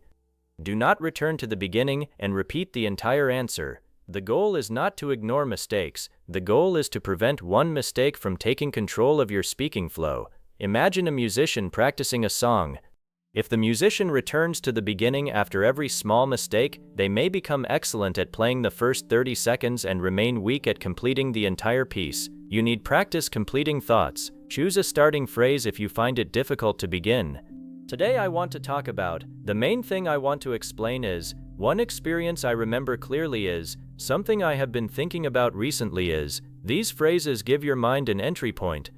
Once the first sentence begins, the next idea often becomes easier to reach. Now imagine the topic is a recent problem. You might say, last week my phone suddenly stopped charging. At first I thought the cable was the problem, so I tried a different one. That did not work. Then I cleaned the part where the cable connects to the phone, but nothing changed. Finally, I took it to a repair shop. The person there said a small part inside the phone needed to be replaced. Perhaps you cannot remember the word charging port. The old habit would stop the story and search for it. The new habit says, the part where the cable connects to the phone. The meaning survives and the story continues. That small success is exactly what you are training. Step 2 is to notice where you search too long for a word. Do this after you finish the first speaking attempt, not while every sentence is moving. Ask yourself, where did my speech slow down? Which meaning was difficult to express? Did I reject an easy word because it felt too basic? Did one missing word make me lose the rest of the sentence? You are not searching for every grammar mistake. You are looking specifically for moments when vocabulary searching interrupted your flow. Suppose you were talking about your work and said, my manager is very I do not know. She always understands when someone has a personal problem. You may realize that you were searching for understanding or supportive. Write down the meaning, not only the missing word. A manager who listens and helps when employees have problems. This matters because the goal is not simply to memorize supportive. The goal is to prepare several ways to communicate that meaning. Perhaps you were describing a restaurant and stopped because crowded did not come. Right, a restaurant with too many people and very little space. Perhaps you were explaining a decision and could not remember afford. Right, I did not have enough money to buy it comfortably. These notes reveal the exact places where your speaking roads are weak. Do not judge yourself when you find them. A difficult moment is useful information. It tells you what your mind needs to practice. If you use a recording, listen only once. Notice the largest pauses and the places where the sentence lost direction. Do not listen repeatedly to criticize your accent, voice, or every small mistake. One focused listening is enough. Ask, where did meaning stop moving? That question keeps your attention on the purpose of the routine. Step 3 is to find 2 simpler ways to express the same difficult meaning. Return to each moment you noticed and create alternatives using familiar English. Suppose you searched for supportive. Your first simple version could be, she helps people when they are having a difficult time. Your second version could be, she listens to our problems and tries to make things easier for us. Suppose you searched for crowded. Your first version could be, there were too many people. Your second version could be, the place was so full that we could hardly move. Suppose you searched for afford. Your first version could be, I did not have enough money for it. Your second version could be, I could buy it, but then I would not have enough money for my other expenses. Now, one meaning has several possible roads. This is one of the most valuable parts of the routine because it breaks your dependence on exact words. You are teaching your mind. If one expression does not come, I am not trapped. I have another way. Your alternatives do not need to be beautiful, they need to be clear. If you searched for efficient, your alternatives might be, she works quickly and makes very few mistakes. She finishes the job well without wasting time. If you searched for disappointed, say, I expected it to be much better. I had hoped for a different result, so I felt bad when it did not happen. If you searched for unreliable, say, you cannot always trust him to do what he promises. He often says he will do something but then he does not do it. Creating 2 alternatives strengthens flexibility. Creating only one alternative can cause you to depend on a new fixed sentence. 2 or 3 versions teach your mind that language can move. Do not worry if the simple version is longer than the exact word. A single word may be shorter, but your purpose is not to produce the shortest possible sentence. Your purpose is to communicate without freezing. As your practice continues, some exact words will become easier to retrieve. Until then, the longer explanation protects your voice. Step 4 is to repeat the original idea without stopping. Return to the same topic and speak again for 1 or 2 minutes. This time, use one of your simpler alternatives when you reach the difficult meaning. Suppose your first attempt was, my manager is very I do not know, she always understands. Your second attempt becomes, my manager is very helpful when someone has a personal problem. She listens carefully and tries to make the situation easier for us. You may remember supportive during the second attempt. If it appears naturally, use it. My manager is very supportive when someone has a personal problem. She listens and tries to help. Now the advanced word is supported by a clear meaning and a familiar example. If the word does not appear, the simple version still completes the idea. The second attempt is not about memorizing a polished speech. Change some details. Use a different sentence opening. Allow the language to remain flexible. Your first version may say, the restaurant was very full, and there were too many people. Your second version might say, we could hardly find a place to sit because so many people were there. Your third version could say, it was difficult to move around because every table was full. The meaning remains similar, but the expression changes. This protects you from becoming dependent on one memorized sentence. Some learners sound fluent when repeating a prepared answer but freeze when the question changes slightly. That happens because they have memorized a road without learning the area around it. Flexible repetition teaches you the area. You should know how to reach the meaning from different directions. Step 5 is missing word recovery practice. For 2 or 3 minutes, deliberately explain an object, action, emotion, quality, or idea without saying its exact name. Look around the room and choose an object. Perhaps you see a calendar. Do not say calendar. Say, it is something that shows the days, weeks, and months of the year. People use it to remember dates and plan future events. Choose another object. Perhaps it is a pillow. It is the soft thing you place under your head when you sleep. Now choose a place. Perhaps the word is bakery. It is a shop where people make and sell bread, cakes, and other baked food. Choose an action. Perhaps the word is borrow. It means taking something from another person for a short time and giving it back later. Choose an emotion. Perhaps the word is relieved. It is the feeling you have when something you were worried about ends well. Choose a personal quality. Perhaps the word is patient. It describes someone who can wait or deal with difficulty without becoming angry. This exercise prepares your mind for the moment when a word truly disappears. You are practicing the recovery action before you need it. Athletes do not wait until an important competition to practice difficult movements. They repeat those movements during training so the body knows what to do under pressure. Your speaking mind needs the same preparation. At first, missing word practice may feel slow. You may struggle to describe a simple object because you have always depended on its name. Continue. Ask yourself, what kind of thing is it? What does it do? Where do people use it? What does it look like? When would someone need it?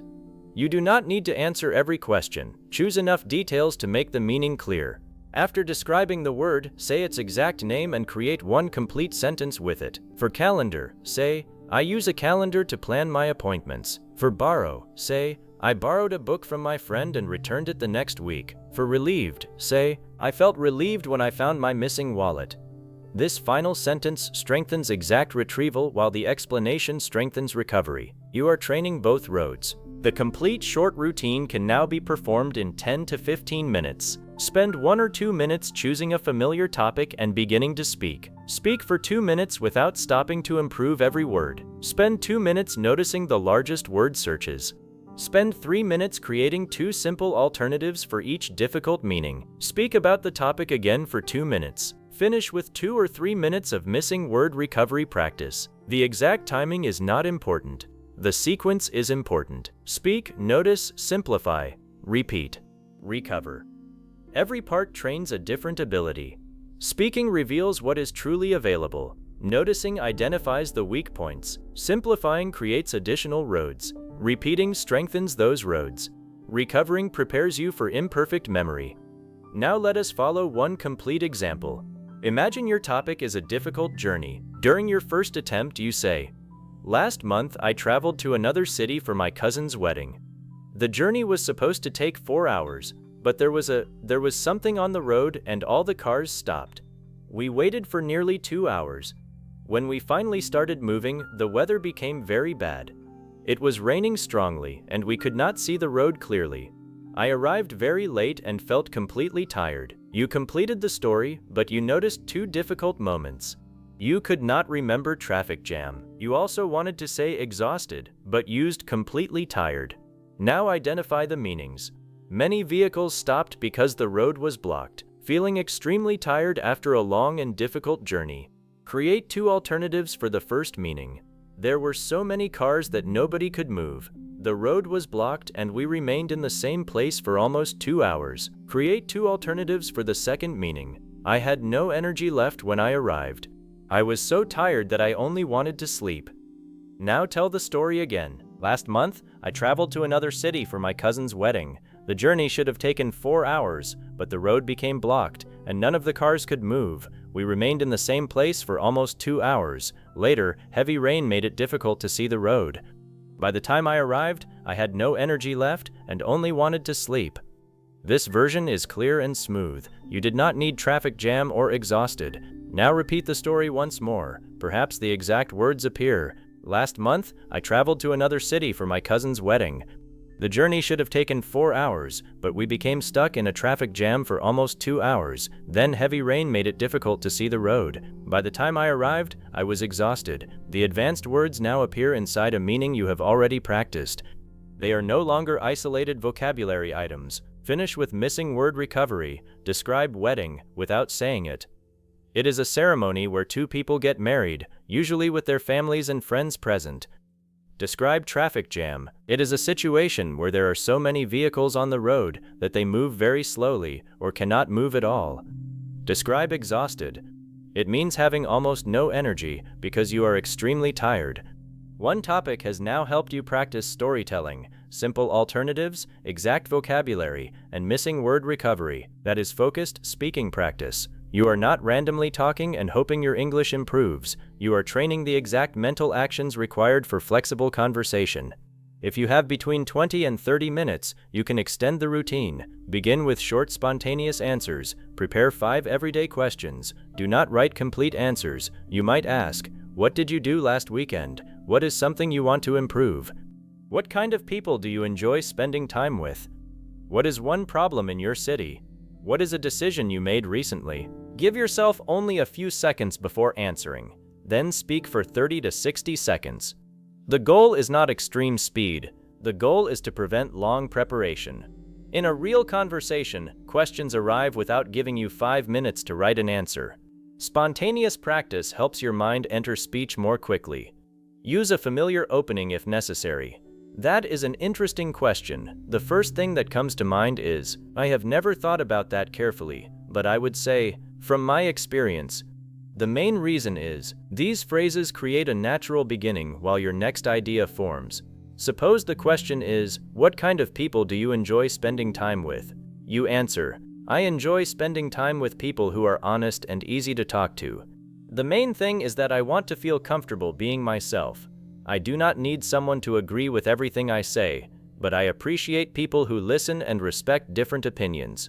The vocabulary is familiar, but the answer has depth.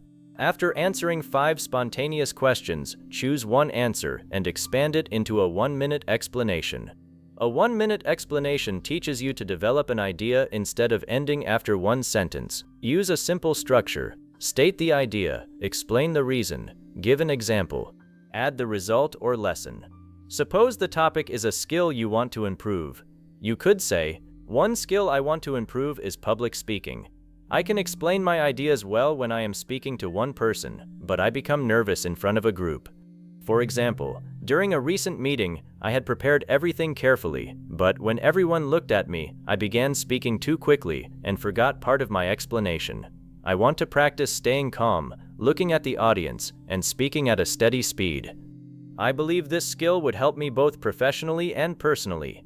You do not need rare vocabulary to speak for 1 minute. You need a clear path through the idea. Next, add paraphrasing practice. Choose one sentence and express it in 3 different ways.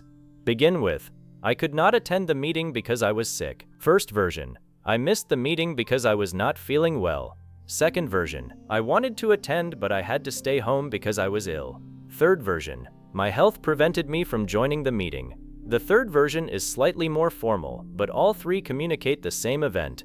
Now paraphrase. The instructions were confusing. First version, I could not understand what I was supposed to do. Second version, the instructions were not explained clearly. Third version, I read everything twice but I was still unsure about the next step. Do not search for synonyms only. Change the structure, focus, or amount of detail. Paraphrasing is not replacing one word with another, it is rebuilding meaning. Next, add simple English storytelling. Choose a small event from your life. A good speaking story does not need to be dramatic. It needs a clear beginning, a change, and a result. You could tell the story of losing your keys, meeting an old friend, making a mistake at work, trying a new recipe, missing a bus, helping a stranger, or buying something that did not work. Begin by setting the situation. Last Friday, I left work later than usual. Then introduce the problem. When I reached my car, I could not find my keys. Explain what you tried. I checked my bag several times, returned to my office, and looked under my desk. Add a discovery. Finally, the security guard told me someone had found the keys near the entrance. Finish with the result or feeling. I felt relieved, but the experience taught me to keep my keys in the same place every day. While telling the story, do not stop if a perfect word is missing. Use the recovery skills from Chapter 6. Describe, compare, give an example, or rebuild the sentence. After the story, identify one difficult meaning and tell that part again in 2 simpler ways. Then add repeated retrieval of useful phrases. Choose 5 phrases that support your everyday speaking. Perhaps you choose, the main thing is, what I mean is, the problem is, a good example is, the reason I say that is.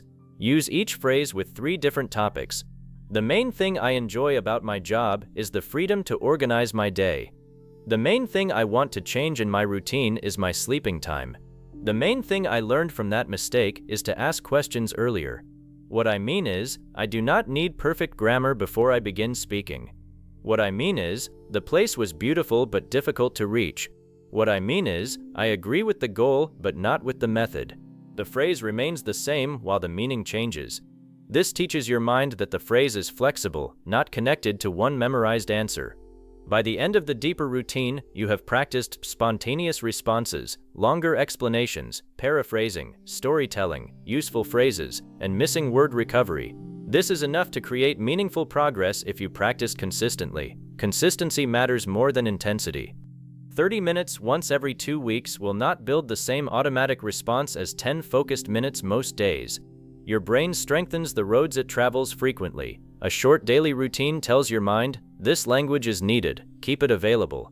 You can organize your practice across 1 week so that each day develops a different part of your speaking. On the first day, focus on describing your daily life. Talk about your routine, home, family, work, meals, and responsibilities. These topics activate highly useful vocabulary because they appear in ordinary conversations. On the second day, focus on past experiences. Tell stories about something that happened yesterday, last week, or several years ago. Practice keeping the story moving even when small details become difficult to express. On the third day, focus on opinions. Discuss education, technology, health, social media, travel, work, or any topic you understand. Use phrases such as, the main thing is, the reason I say that is, and a good example is. On the fourth day, focus on explanations. Choose an object, process, habit, or idea, and explain how it works in simple English. Explain how to prepare a meal, use an application, travel to a place, solve a common problem, or organize a daily task. On the fifth day, focus on missing word recovery. Describe objects, emotions, actions, and qualities without saying their exact names. Rebuild sentences deliberately. Practice saying, I do not remember the exact word, but, then continue calmly. On the sixth day, focus on spontaneous questions. Ask yourself 10 questions and answer without writing first. Keep each answer between 30 seconds and 1 minute. On the seventh day, review the meanings that caused the most difficulty during the week. Do not simply reread a word list. Speak those meanings again. Use each one in a personal sentence, explain it simply, and create 2 alternative versions. This weekly pattern keeps practice varied while every activity continues serving the same transformation. You can repeat the pattern with new topics each week. During the first week, your speaking may still feel slow. That is normal. You are becoming aware of habits that previously happened without your attention. You may suddenly notice how often you reject simple words. You may hear how frequently you restart sentences. You may discover that some words you thought were active are actually difficult to retrieve. Do not mistake awareness for failure. Before you can change a habit, you must see it. During the next stage, you may notice that simple alternatives begin appearing sooner. You still forget words, but you no longer remain silent for as long. You say, it is the thing you used to, or what I mean is, and the sentence finds another path. Later, familiar vocabulary begins arriving more quickly because you have used it repeatedly in meaningful situations. You speak with less mental searching, you trust common words, you develop several ways to express the same thought. Eventually, the method begins to disappear into your natural speaking. You no longer consciously think, now I must apply the simple English first method. You simply continue. A word disappears, and another expression appears. A sentence becomes difficult, and you rebuild it. The listener looks confused, and you clarify.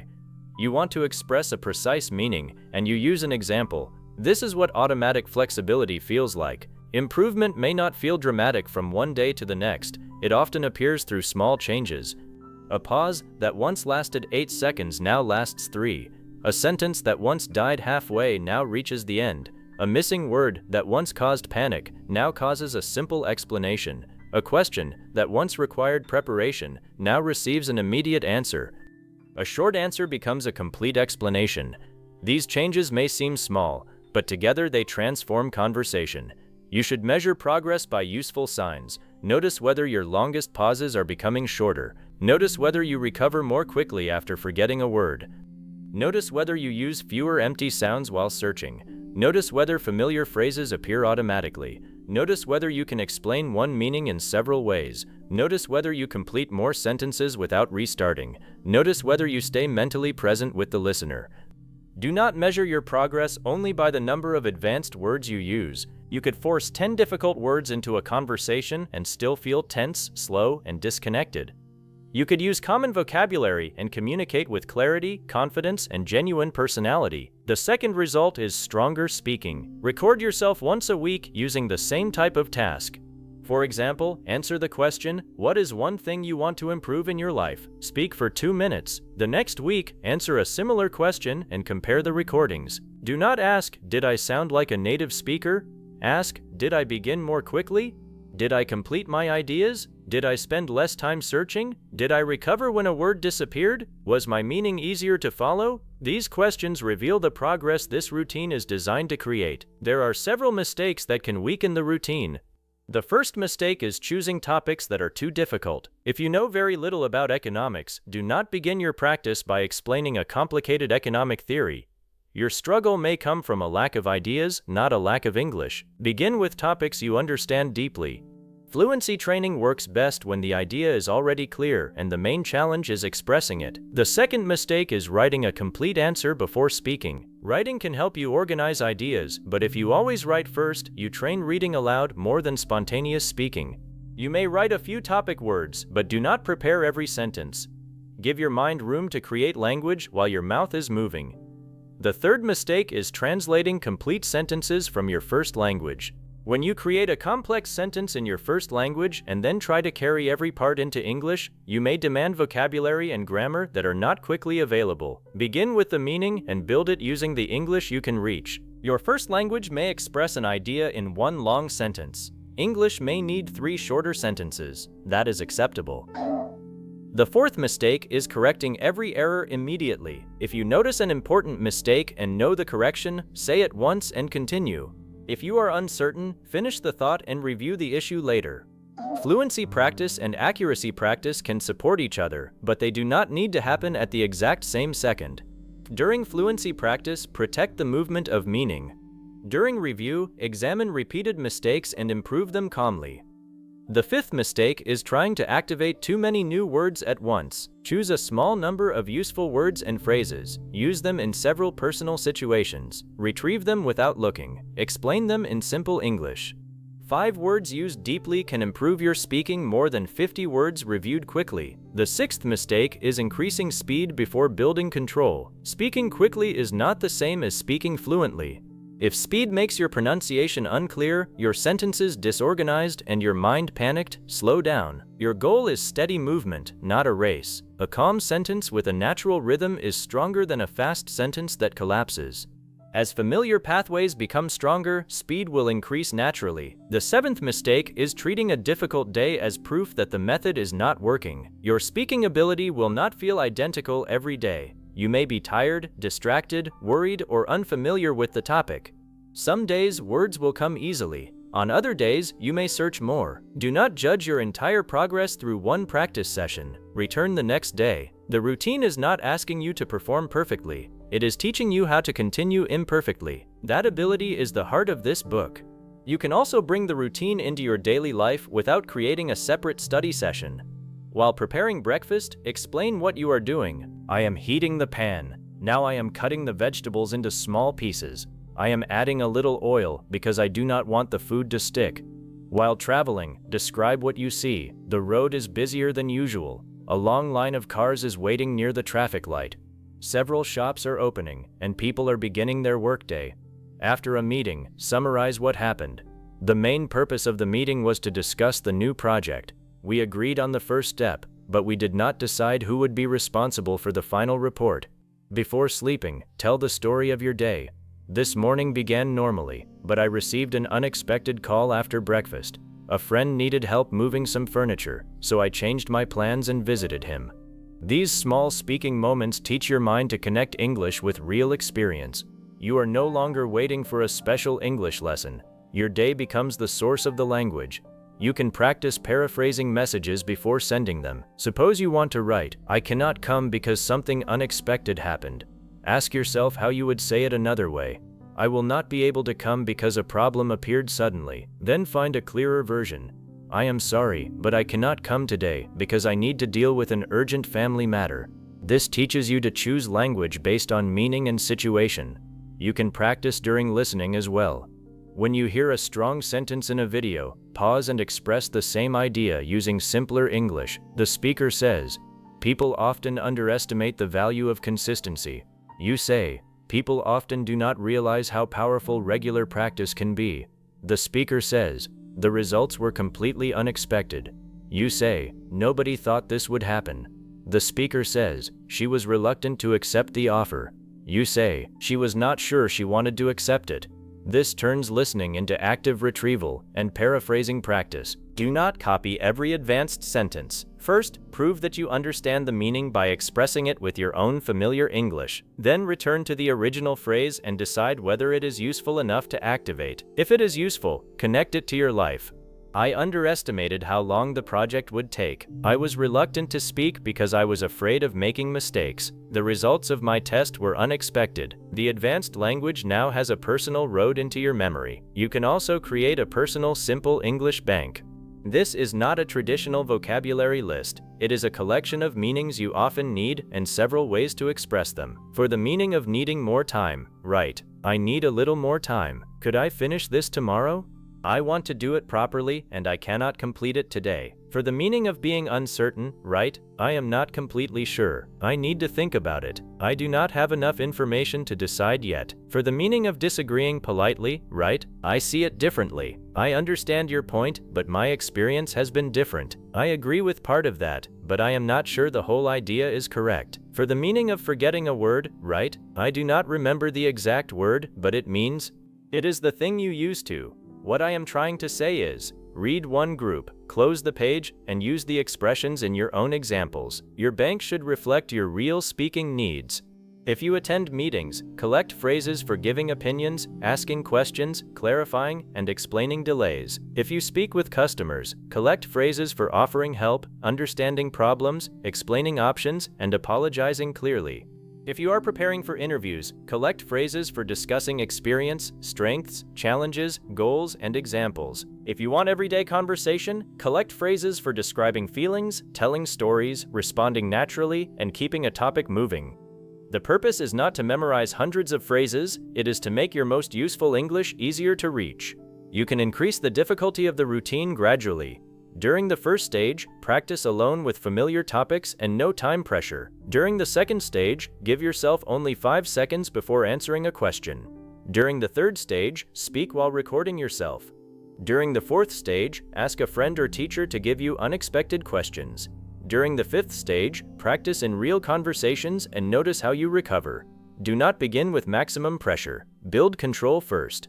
A person learning to swim does not begin in the deepest water during a storm. They first learn how to breathe, float, and move in a safe environment. Then they carry those skills into more difficult conditions. Your speaking practice should follow the same logic. Create success under light pressure. Repeat it, then increase the challenge. When practicing with another person, explain your goal. Tell them, I am practicing how to keep speaking with simple English. If I forget a word, please give me a few seconds to explain it before helping me. This prevents the partner from giving you every word immediately. Help is useful, but if the listener always completes your sentence, your recovery skill does not develop. Give yourself time to describe the meaning. After you finish, ask for the exact word and repeat the complete sentence. For example, it is the person who brings letters and packages to your home. Your partner says, a mail carrier. You respond, yes, the mail carrier delivered my package this morning. The interaction teaches recovery, exact vocabulary, and complete use. You can also ask your partner to choose a word you must explain without naming. Turn the exercise into a conversation. Your partner asks, when would someone use this? You answer, people use it when they travel and need to carry clothes. Your partner asks, is it a bag? You say, yes, it is a large bag. It usually has a handle and small wheels. Your partner answers, a suitcase. You have practiced describing, responding to questions, adding clues, and staying calm. These are real speaking abilities. As your routine becomes familiar, protect it from boredom by changing the topic, not the central skill. One day, explain a childhood memory. Another day, discuss a future plan. Another day, describe a person you admire. Another day, teach a simple process. Another day, give an opinion about technology. Another day, tell a story about a mistake. Another day, describe an object without naming it.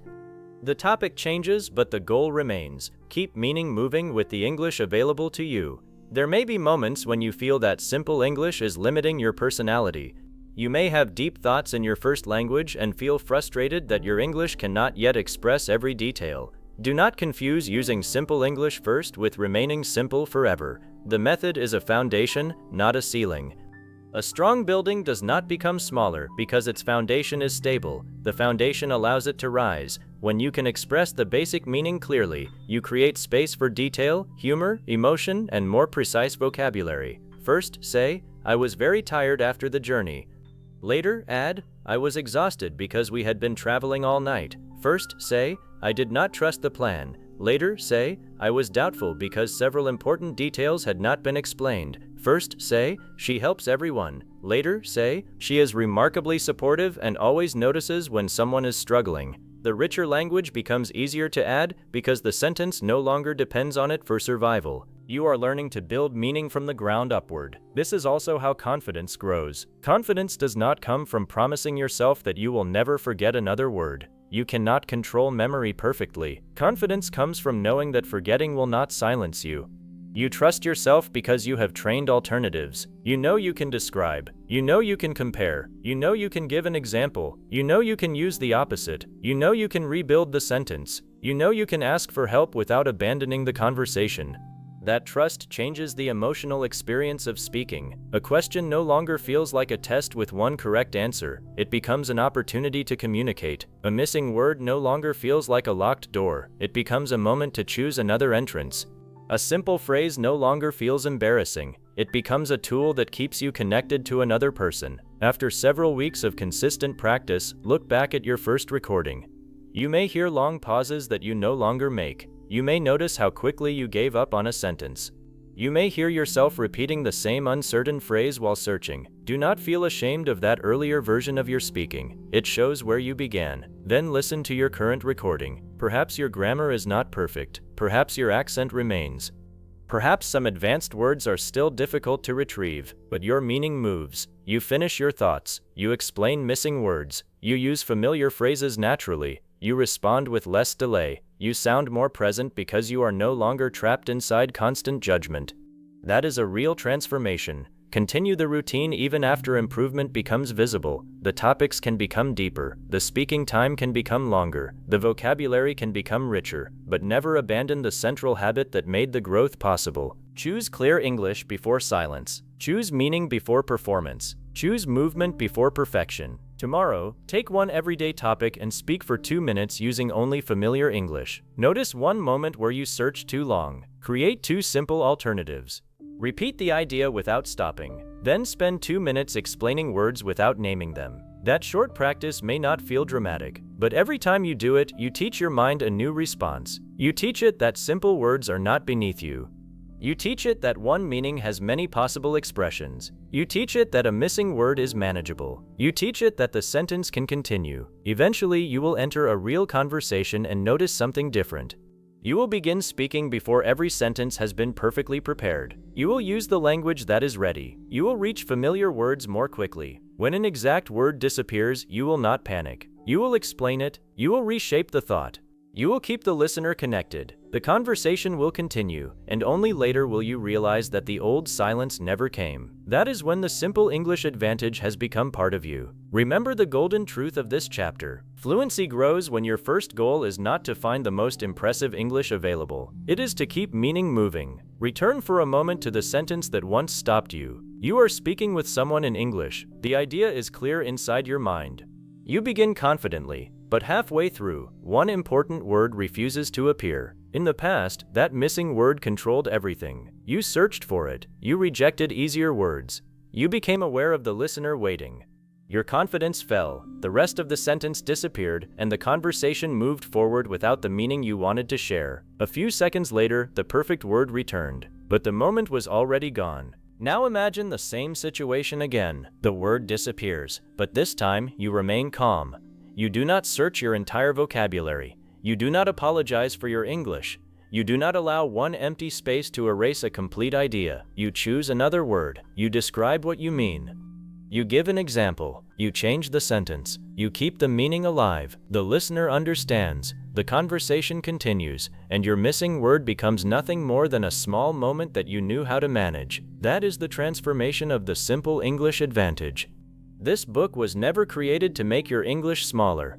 It was created to make the English you already possess faster, more flexible, and more available when you need it most. Simple English is not the enemy of advanced English. It is the foundation that allows advanced English to grow without destroying your speaking flow. You can still learn richer vocabulary. You can still improve your grammar, pronunciation, and accuracy, but you will no longer sacrifice an entire conversation while waiting for one impressive word. You now understand that a word is only one road to a meaning. If that road closes, you can choose another. You can say very tired when exhausted does not come. You can say do it later when postponed disappears. You can say the place was completely full when you cannot remember crowded.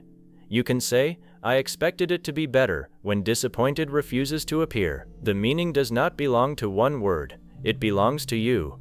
From today, stop measuring your English only by the number of words stored in your memory. Measure it by what you can do with the language available to you. Can you complete the thought? Can you clarify when someone misunderstands? Can you explain a missing word? Can you express the same idea differently? Can you remain inside the conversation instead of disappearing into your mind? These are the abilities that turn vocabulary into a voice. Your action for today is simple. Choose 5 ideas that are normally difficult for you to express in English. They might be emotions, opinions, work problems, personal experiences, or everyday needs. Say each idea in 3 simple ways. Do not search for the most advanced version. Search for the clearest one. Then find another road, then another. With every version, you are teaching your mind that it is never trapped behind one missing word. If this audiobook has helped you see your English differently, subscribe to English Mindset Academy and continue training with us. Return to these exercises, practice them aloud, and allow simple English to become one of your greatest speaking strengths. The next conversation may not be perfect. A word may disappear. A sentence may need to change. You may need an extra moment to explain yourself. But you will not lose your voice. You will simplify. You will adapt. You will continue. And the moment you stop waiting for the perfect word, you discover how much English was already ready to speak.